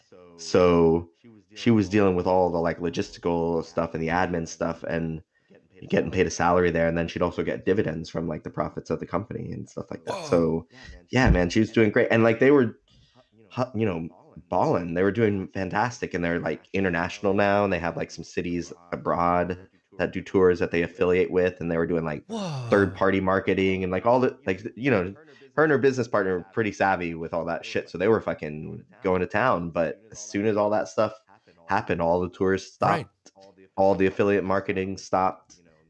They couldn't pay themselves salaries, and they've just been trying their best to keep the business afloat and try to take care of like their employees in some way so that they'll come back when it's, kind of all over. And there's light at the end of the tunnel, like there's some motion that's happening in the future. Hopefully they like kick back up. But for the past year, there's been like zero. So she's been doing, I mean, they've been doing a lot of stuff where she's doing a ton of work for the companies to keep the social media presence going. They started a podcast of their own, a history podcast. Good. that she actually edits and does, which is awesome. And so she's been down in the basement doing all the learning how to use Logic, Look, man, learning how to I've use taught like you all how to the do that mics and shit. stuff. Dude, it came in handy, man. This is the time where it came in handy. Right now. You're like, why the fuck is Pat showing me all this stuff? No, man, it's been the most fun, dude. It's been the most fun. But yeah, so she hasn't paid herself a salary to do any of that shit. So she's been working. She's been trying to like just do a little bit of odd jobs here and there for a little extra cash. But we despite all of that craziness and like as much as like our industries kind of fell by the wayside. I mean, we were very lucky. We got like great support network. We've got, our savings. And then like because she's the way she is, she's jumped on every single like grant opportunity we've qualified for. She was applied for PPP loans for her businesses. And even we have a small business, the two of us, which is how we filter all of our contract work into kind of a single entity. And that qualified for a PPP loan. So, we get like a little extra bump there and like all that kind of stuff. So because she is so savvy at what she does, like we're knocking on wood, but with the stimulus package that's just got passed, and we can take advantage of some things like that, and with the kind of mortgage forbearance that we've been able to take advantage of through all the Fannie Mae Freddie Mac stuff and all that, like we are maybe going to get out of this thing relatively unscathed without having to like empty out savings accounts and like doing all this stuff. You know what I mean? Like I know exactly. We're hopefully optimistic, but we're like, it seems shit. Can we actually keep our head down through this shit and actually like fucking make it out the other side? I know exactly what you mean. Like it's the same with me. Like it just seems like if I play my cards right, I could come out of this ahead in a better, almost a better place than I was. Right. If I'm smart about how this goes down, which is so strange. But I mean, like with me, I've been able to save. Well, so for the past, so you remember how you were saying that you guys bought that house about a year ago? Mm-hmm. That's exactly what happened with my ex. She bought her house about a year ago, and like I remember, like the day that she like signed for her house was like the same day that they like locked down Connecticut. They were like, everybody stay in your house. So she literally like bought the house, signed for it, and then it was like, okay, quarantine. Like locked the fuck down. And the kids stopped going to school. And part of our agreement when we divorced was that the kids were supposed to spend half their time at her place and half of their time at my place. But the problem was that she didn't have a place until she bought that house. Right. So literally the day that she bought that house, we have a 2-2-3 schedule. So they're 2 days at her house, 2 days at my house, 3 days at her house, and it switches. So Monday, Wednesday, Friday, the kids switch houses. And as soon as that schedule started, we were locked down. And it's been like that pretty much ever since. And now she's leaving. She's moving to Arizona. So I'm going to be a full-time dad. Now, this work from home thing has been kind of a blessing in disguise. Right. Because I haven't had to spend any money on childcare. That's awesome. Because I'm here. I'm right here in this fucking chair. And my daughter is on the other side of the wall doing school. And my son is over there doing his school in his room. Right. And as long as it stays that way, we're going to be fine. Like, it's better for me. Now, the minute that I have to go back to work, that's going to fucking suck. Right. Even though it's just down the street. I work literally down the street. I walk to my office. Oh, that's pretty dope. It is dope. It's dope as shit. But fuck, man. It's working out. And so I'm kind of going, man, this is kind of a blessing in disguise. Like, it sucks that this is going down and we're having to deal with all this, but I think the cool thing that we've learned, hopefully as a country, is that a lot more people can work from home than we thought. Right? That, like, if there's again, trying to flip it to the positives on this whole thing, that is an ace in the pocket if there's ever been one, man. Like the idea that, I mean, how much stuff can get done without people having to like schlep to and from a stupid office place? Dude. How much money can a company actually save by not having to have a mortgage or rent a space in an office space, and people can like do shit like that we're doing now, That's right? my shit, man. Like, so 100%. Like my department, and I write procedures. Who'd have thought, right? Like I sit here and I edit shit and I make sure it reads the right way and it's got all the right commas and the, you know. But my little department, there's like, I think there's about 20 of us right now. We're actually more what's the word I'm looking for? Not proficient. Efficient? Productive. We are more productive working from home than we ever were at the office. Yeah. How much time at the office is spent just like trying to find ways to waste time? Oh, 100%. Like, so like this company is not small. Not small. Right. Like fucking big. And I'm not going to say who it is because I don't want to. Oh yeah, fair. I don't want to fucking. They did send an email. Like, they sent a not an email, but they made a post on one of our internal websites about just be careful about your social media, whatever. So anyway, big fucking company. I usually work on a floor that has like, what is it, like over 100 people working, right? It's like a sea of cubicles, right? But you share a cubicle with 3 other people. And so the 3 people in my cube, we're all in the same department. We all became really good friends. There would be times during the day we would just all turn around in our chairs and we start bullshitting. And we start talking about shit like, oh shit, what's going on with this and what's going on with that? And 20, 30, 40 minutes would go by, which is good. It's good for morale. Yeah. But at the same time, I don't have that here. No. I don't. That's the weird thing about it too. And like that, I guess one negative maybe about it is that like delineation of work to home life or whatever, it gets really skewed, right? Like at least I find myself like, there's no time limit on whatever I need when I need to work on something. It's like, oh, I need to get this done. I could work on it during the day or I could work on it in the middle of the night. It doesn't really matter. Right. But I'm not going to put that time limit where it's like, okay, I'm done. I'm going to put it away. If there's something I want to get done on it, I'm like, okay, I'm going to keep working. And like, sometimes that's a bad thing. Ooh. To like, I think it depends on what you're doing, right? Like my job. That's true. My job, I have 40 hours. Once my 40 hours are hit, you're done. I log off my fucking computer and that's it. I'm done. Nice. Unless they authorize me overtime, which I'll use. Nice. I will use overtime. I want the extra money. But yeah, once I'm done, I'm fucking done. I walk away. It's not the Navy. The Navy was like, we have you whenever we want you. Yeah. It doesn't matter. Yeah. And you get paid the same. Who gives a shit? But this one, once 40 hours hits, I'm fucking done. I put it away. See, I don't have those boundaries the same way because it's like, we'll give you this bulk amount of money to make this project happen. Right. And the project, you're like, I mean, it's a reflection. You know how it goes. Yep. It's a reflection on you as what you do. So like, you're always putting way more time into it than you initially. Like that fucking, I had to do one of these, for the school that I kind of teach at, the performance. They wanted to do an all virtual performance, and I did like a proposal to do like a Piazzolla concert. Sweet.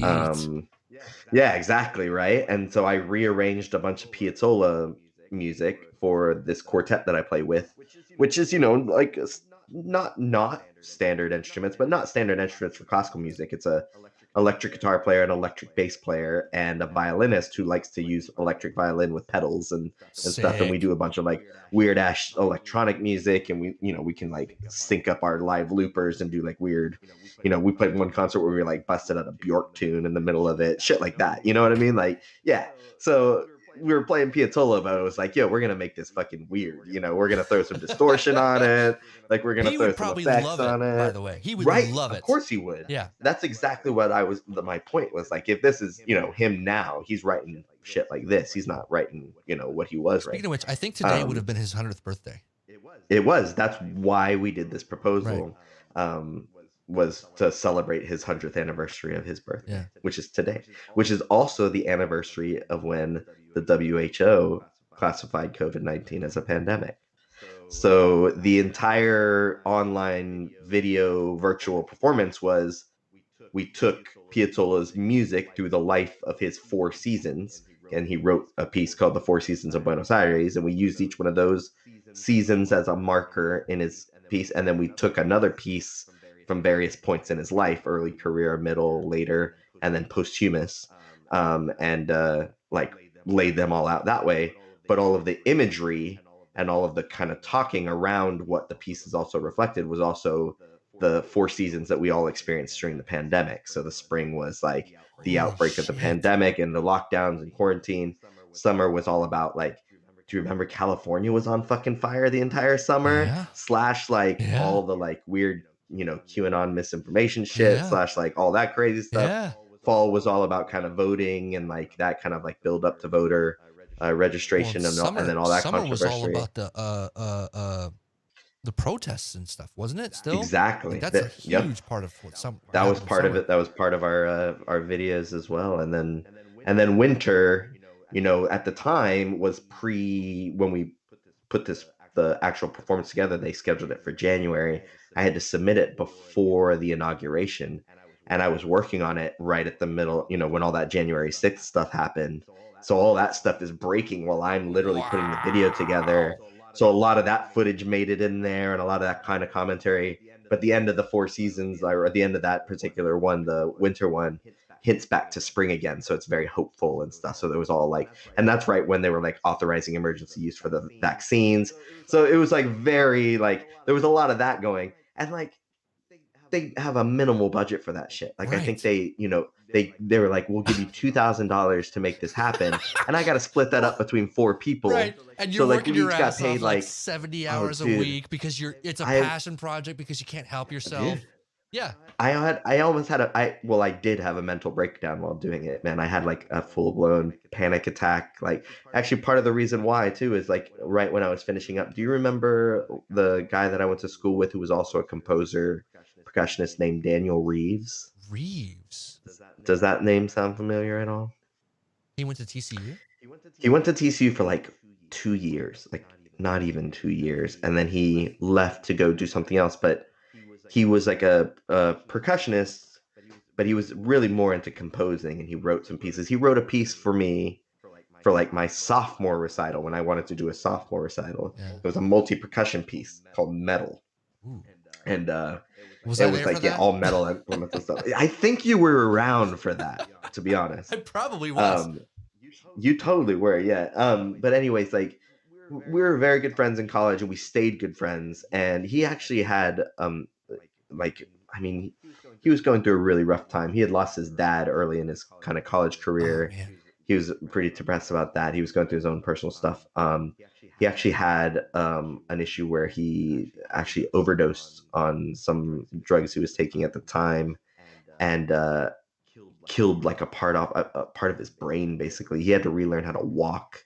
He had to relearn how to do basic like motor skills and functions and stuff. And this isn't the and same. It was a very tough time. Sorry, this isn't the same guy that we talked about years ago who had like kept a journal, and you and I had discussed like that's Soul Pumpkin. That was Daniel Allen. That was Dan Allen? I know exactly what you're talking. That's Dan Allen. Are you shitting me? The one who had the journal that I like found, and it was like, oh, like this is him, and I wrote in it. And we were gonna do like an art installation based on this. Yes. That was Dan Allen?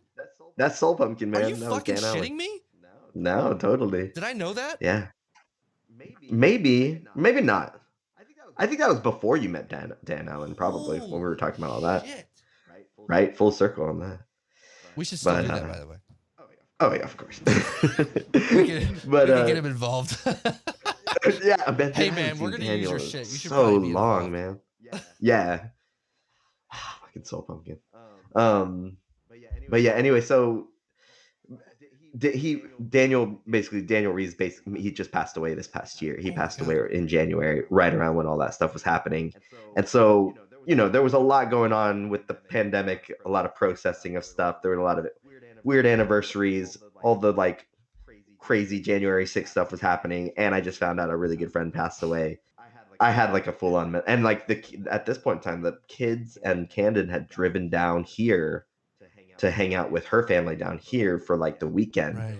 They were like, I needed time to finish editing, and I was basically nonstop every single second in front of the screen editing or recording, because I arranged most of the music.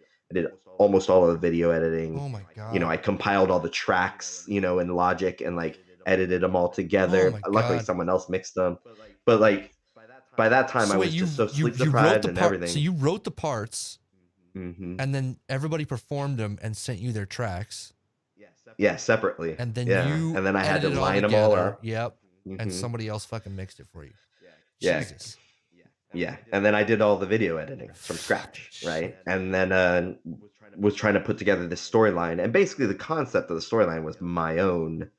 Everyone knew kind of what I was doing, but I was like, like it can't, you know, it's like that. Yeah. Like I knew what I needed to do. Yeah. I was like, I can't let anybody do this. I need to do this. Right.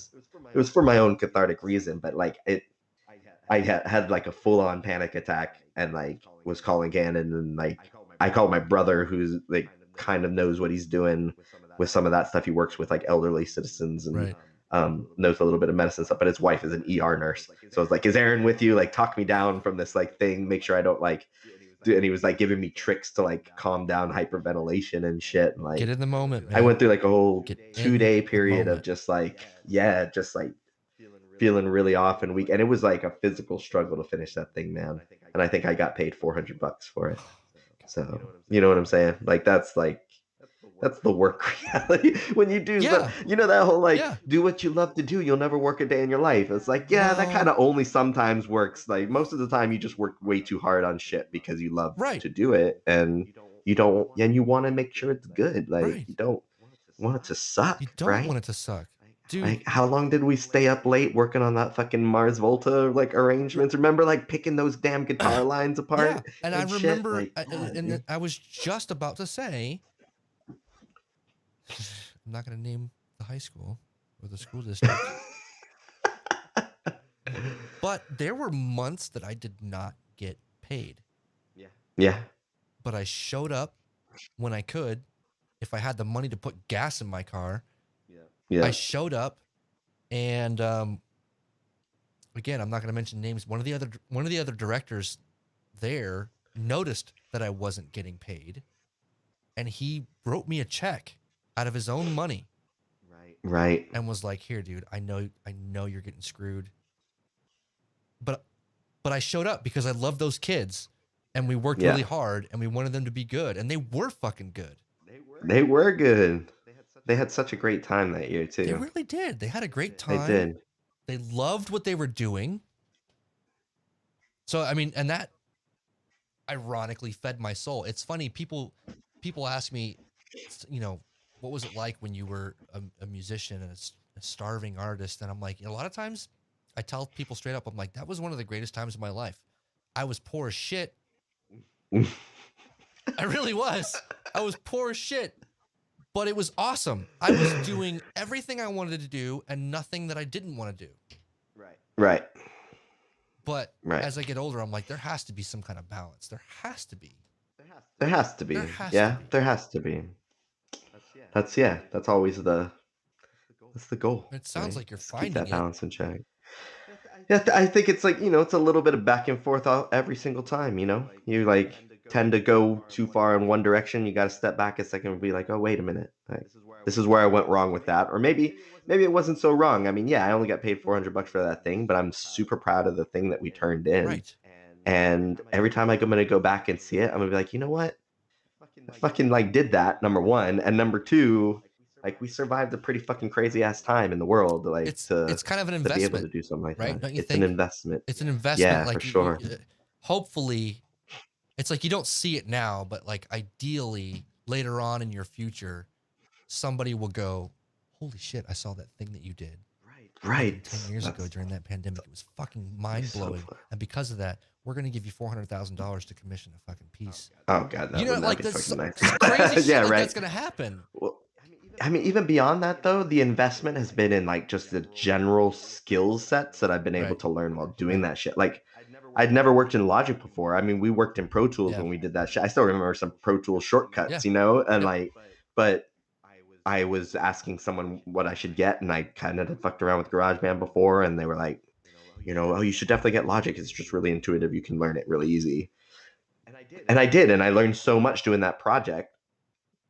I was like, oh shit, I never thought would be able to. And so now, like, because I did that, and I can show other people, like, you know, now slowly but surely there's been a little work to start returning, and the emails are starting to come in, and you're like, oh, okay.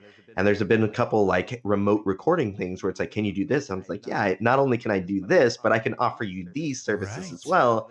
And they're like, oh, actually, could you also tack on this into your responsibilities? I can throw this little extra money your way. Whereas before it was like, I didn't have that skill set to be like, oh, I can do this. And I also have proof that I can do it when I send them the link to that shit and be like, here's how I fucking did this. You know, I can do something like this, or I can probably do something a little bit better with a little more time and effort, and like, you know, fall down the YouTube rabbit hole a little bit longer, right? So, so that all of those like kind of little skill sets have been super valuable to learn, and like now because of the pandemic, I basically have a fucking recording studio in my basement up in Silver Spring. You know what I'm saying? Like that's fucking great. The goal. That's life goal right there. That's all I've ever wanted since the first time I picked up an instrument was like, I want to play music. I just wanted to be able to like have a recording studio in my room, basically. Now there's one in my basement. I just did a track with a friend it was another friend's birthday, and we were like, we got to do like a music thing for him because we played music with him. And he's German. We found a horrible like Schlager music tune, which is like EDM, like horrible music. We basically recreated it from scratch and recorded all the parts and like found all the MIDI shit and just like a 2-minute long like birthday video that we did from scratch in my basement. And I was just like, it probably sounds fantastic. This is fucking hilarious that I can fucking do this right now. And then I drove down here and hopped on a tractor and like rode around on a tractor and like had to fix a generator and took apart a carburetor and was like, well, I don't really know what I'm doing, but I'm gonna blow air through all these holes and hope it works. And it worked. And I was like, what the fuck? Dude, like right now I'm enjoying looking back, like taking a step back and going like, my life is weird as fuck right now, and I'm loving every minute of it. Like, despite the fact that there is so much uncertainty in it, and you know, like we're doing all stupid financial decisions right now, but who fucking cares, man? I'm getting so much out of it. You know, it goes back to what we were saying earlier, man. I think this is the time to make stupid financial decisions. It's gotta be. What else is there gonna be? Right. Because the lines are blurred right now. People are trying to figure out how to pay for things. Mm-hmm. This is the time. If you're gonna do it, fuck up right now. Because take your chances. It's funny, like when I started working from home, about a year ago, almost a year ago, my desk at home was like nothing. In fact, I made my desk out of an old closet door. Nice. It was not even 2 feet wide. I mean, deep. It wasn't even 2 feet deep. It was like door length wide. Yeah. But it wasn't even too. Like everything's single file. It was enough for a fucking laptop, you know. And I was doing podcasting before with my ex. We had our own podcast, and I was doing this podcast, but like, it wasn't even like a serious thing. And but then all of a sudden I had to spend 8, 9, 10 hours a day at this desk, and I was like, oh shit, I better get like a legitimate desk and a legitimate chair. I was sitting on like a dining room chair, but my point is like, people started working from home, and I noticed that office furniture was like, you couldn't buy it because everybody was trying to work from home. And then because everybody was trying to work from home, things like microphones were going, you couldn't get them because everybody had to do conferences. Like they had to do Zoom calls. Lighting, you couldn't get lighting because everybody was trying to do Zoom calls, and or more important, more to my point, people were starting to do things like this. They were starting to do their own podcast. They were starting to do live stream video gaming. They were starting to do a lot of DIY things from their home that they could try to make extra money on. And all that shit was getting bought up. It was crazy. But that was like to me, it was kind of inspiring. Like people were like, okay, well, fuck, I can't go to work. Yeah. What am I going to do? I got to do something. I'm going to make something happen. And people started making shit, which is awesome. Yeah. It kept people sane. Yeah. Kept people real sane. Sounds like it kept you sane, even though you weren't making a bunch of money. Yeah, but that wasn't the point. Like, you know, I mean, it was stressful. The first 2 months of the pandemic were stress bomb for sure. Yeah, because it's like frantic, like, oh, fuck. What the fuck are we going to do? Exactly.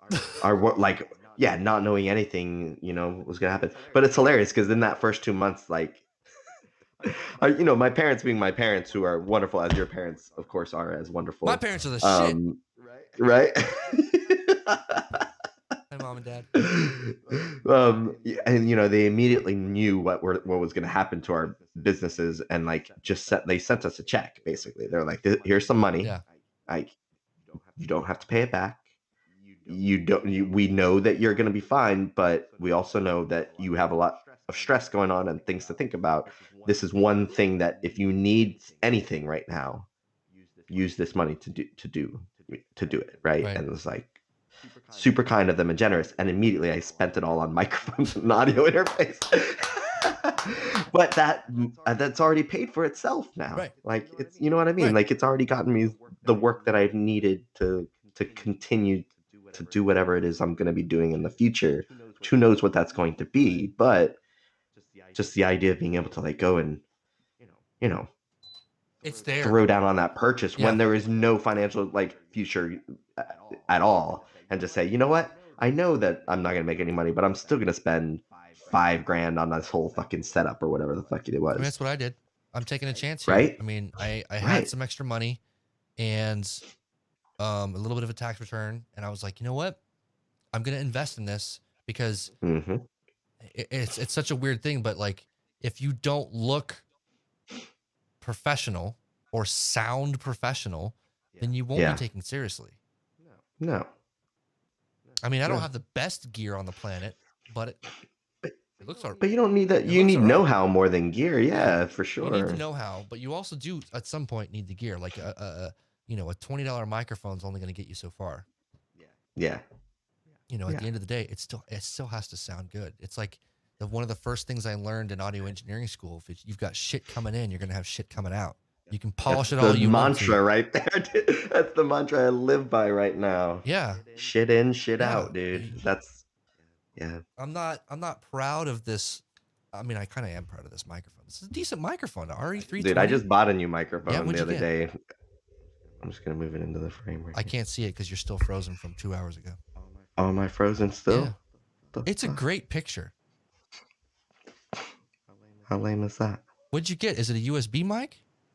No, fuck no, it's not a USB mic. Are you using it right now? I'm using it right now, but I'm in a shitty room, so it probably doesn't sound that great.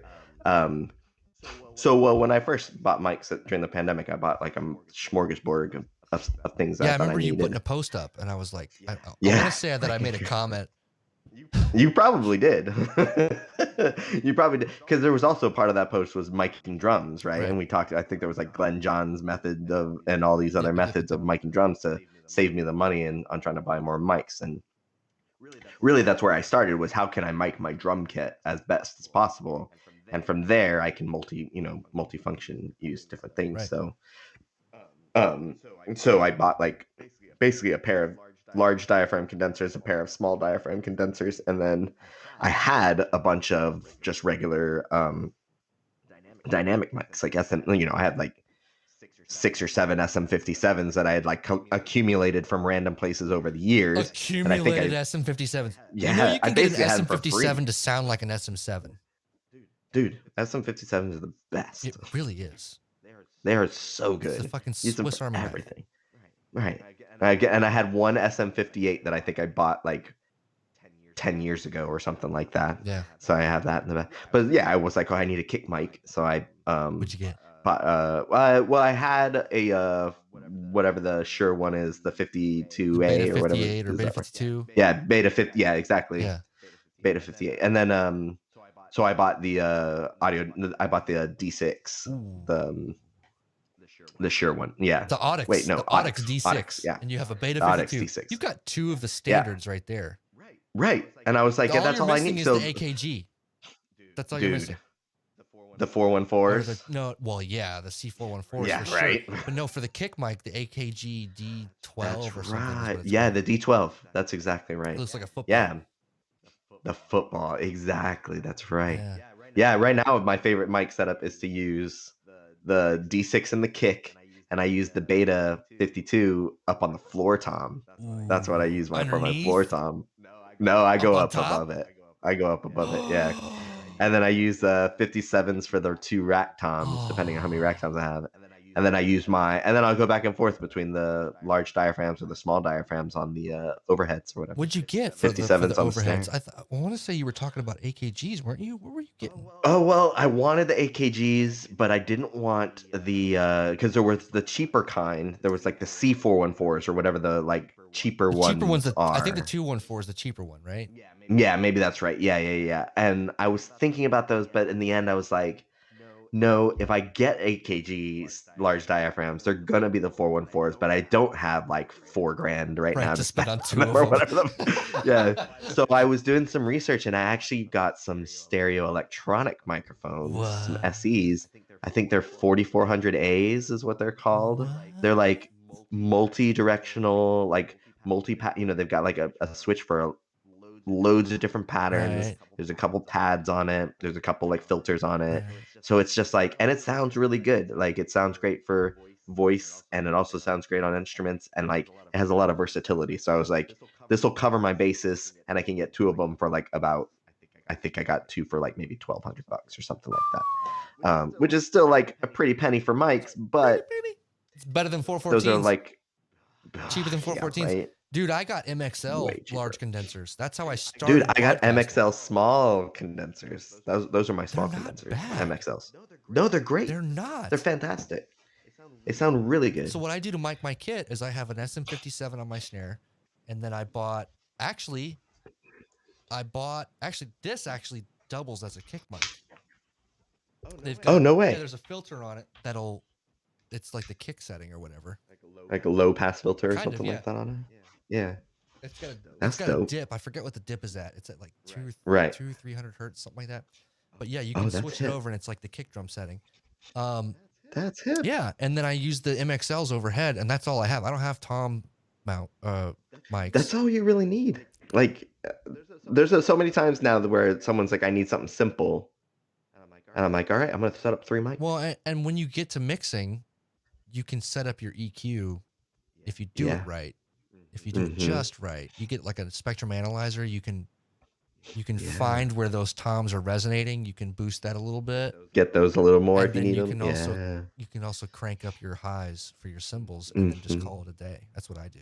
Yeah. My toms sound great. You don't hardly even have to do that with the cymbals, man. Right. Those things are always fucking. You just cut the low end out, Anyway, we're digressing into things that we don't need to digress in.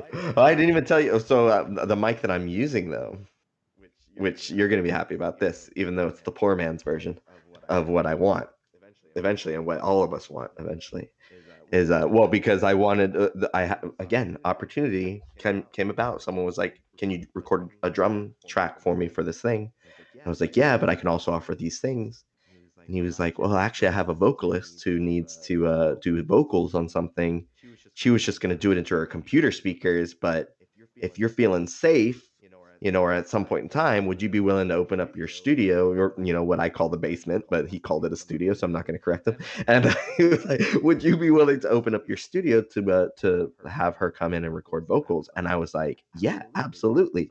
So I took the money that I was going to be making on that and instead invested into another mic that I can use for another vocal mic, and got a Neumann TLM 103. Oh, yeah, which is the poor man U87. Bro. But yo, we used that on your composition recital. Did you use that on the composition recital? Yeah, we had 2 of them. 2 U87s? No, or 2 103s? Nice. What was the one? The quartet. You had a string quartet, right? Yeah, the string quartet. That's what we used. Yeah. We recorded that in stereo. It sounds phenomenal. That one is my favorite recording Me out of too. all those pieces. Yeah. Yep. Yeah, by far. It sounds so good. Yep. Dude, yeah.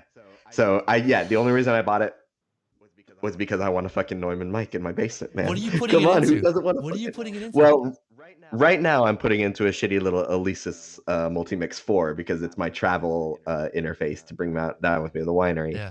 My interface at up in Silver Spring is a PreSonus Quantum 2626, which is a little bit better. Eventually I will upgrade to some universal audio stuff when I can afford it because that's the shit. But it will take a while to get there. Yeah. But yeah, man, like I need, and I'm like doing my research because maybe before I do that, I'll find a nice preamp that I can run this Neumann into that'll warm it up a little bit more. That I can detain into the Quantum, I mean, but keep your eyes or peeled. even just its own thing. Yeah, dude. Yeah. Just get on. It's fun, man. It's fun to get into the fucking rabbit hole of all this shit again. Like Yeah, it really is. the last time I was thinking about this stuff was with you down in Dallas in that goddamn studio, and just running around like basically being your tech or whatever. As like I learned how to. That's how I learned how to roll cables. That's how I learned how to like set up, like even just miking from a lot of the stuff I do in the first place and thinking about that shit. Like, dude, I remember a lot of that shit still. I paid a lot of money for that information. Yeah. I went to fucking Dallas Sound Lab for school. I'm still paying off that debt. Jeez. That's nuts. All right. I have to call it because I really have to piss.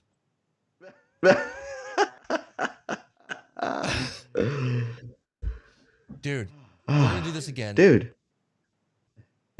Hopefully we answered the question. I think we did. What was the question? Was there a question? Really the main central idea of what this whole podcast is about. Like, how are you really just being more than just the worker bee who goes to work and brings home money? Like, how are you keeping your soul alive? Yeah. And it sounds like that's pretty much what you're doing. And the pandemic was a unforeseen, tragically wonderful, opportunity. It sounds like, Very much so. Yeah, very much so. Which is with all of its negatives and all its stressors. Yeah. But I hope more people can see it that way. Like, if they can, Yeah. There seems like there's almost always a silver lining if you're just willing to, pay attention to it. Yeah, definitely. Well, I mean, if nothing more than the fact that, like, this is the one thing that every single human being on this planet right now can relate to. Yeah. You know what I'm saying? Yeah, exactly. It's one thing that we can talk to anybody else on the planet about. They're going to have their own experience and their own angle on it. Yeah. But they're still going to be able to have a conversation with you about it. And that, like, connection point, more than anything else, is just so important for kind of where we've gotten to at this point in time. As disconnected as we might feel, we're all, like, in weird way, much closer than I think we've ever been in our lifetimes, So it's a really interesting point that you just brought up. Like, how, like, people are always like, oh, where were you on 9/11? This is bigger than that. This is a whole world thing. You could literally talk to anybody on the globe, pretty much anybody on the globe, and be like, "Yo, remember that time? Fucking had that crazy fucking virus.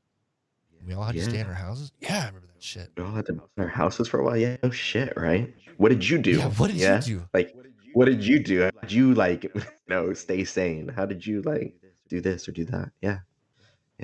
Fuck. So, damn it, dude, this was such a great hang, man. Thanks so much for inviting me on, and not a problem, dude. Yeah, let's chat and, like, at some point. I'm really serious. The reason we bought this place was at some point to have some people down and to kind of do that connection thing. So yeah, be expecting to make the road trip down, or however you want to make it down at some point, and teleport. We'll show you the place properly and bring the kiddos so they get plenty of room to run around. Oh, that would be awesome. And you know what I'm saying? Like, that's what that's mainly what this is for. You're trying to recruit me into your cult. Stuff is going to be a bonus. Trying to recruit me into your cult. Yeah, definitely. Well, you've already got a beard. You're there. That's true. And there's wine, so that's fine. Yeah, exactly. Or jelly. A little bit of both. All right, we're gonna do this again. I'm gonna have Manny on again. This was fucking amazing. And dude, you were my first guest, by the way. This is so great. So you should feel honored. By the time I'm Joe Rogan, you're going to be hugely famous. We're going to look back on us. There we go. Yeah. All right. We're always famous to your parents. That's all that right. matters to me. My parents and one other person who remains anonymous. I love it. I'm looking through the chat right now. It's literally just my parents. All right. I really have to fucking pee. I have to plan this. That's a lesson learned. I have to plan this a little fucking better. You need the spacesuit now. I need just a like goes spacesuit. directly That's to right. the yeah. Or like a funnel. The bathroom's across the hall. Maybe I can just funnel it. Never mind. Or adult diapers, but maybe you don't want to get to that point yet. Yeah, no, not yet. Yeah. Not yet. I'm still kind of young. All right. Oh yeah, dude. I'm hanging up. We're ending the chat. It's gonna be fucking fantastic. I'm gonna post this on the Spotify's and the iTuneses. Do you want to put out any kind of contact information, any plugs, any kind of stuff like that? Do I really have anything to plug? That's the question. Actually, there is one thing that I'm like excited about that's coming up for anyone who is out there who's actually like listening to this. There are thousands of listeners, by the way. Besides Pat's parents. But actually, really only for Pat's parents who see it. I just did a little like live stream performance with a group last week. We recorded it a few weeks back and they aired it last week. But it's a cool like world music group, like world jazz group, and we actually got invited to play Blues Alley here in DC, and we're doing a live stream from Blues Alley on Monday, March 29th. I think it might be at 7, maybe at 8. Anyway, I have it's up on the like Blues Alley page for DC, and there's like you can RSVP for a link, and they like actually sell tickets to the link. It's a private thing, and the tickets get more expensive on the day, so it's worth like signing up in advance. I can do it. I wish I had like actual websites and things to plug, but I'm lazy for that kind of shit, man. Well, if you find it, I'm old school. Yeah, I know. It took you like a fucking hour to figure out how to use Skype. So that's exactly right. Just if you find that stuff, just give me this, and I'll try to put it in the show notes or something. All right, it's on my. Well, you're on my Facebook. It's on my Facebook page thingy. All right, I'll try to forward it to you on the messenger. I'll track it down. Don't worry about it. You'll track it down much sooner than it will take me to fucking forward it to your ass. Let's be honest about one thing. We all know who I am. You better than most people, I shall say. So. Yeah, that's fucking true. All right, good talk. We're gonna fucking end it here. I love you, and we'll be in touch, bro. Sounds great, man. All right. Have a great night. You too, brother. All right, mom. Later. Later.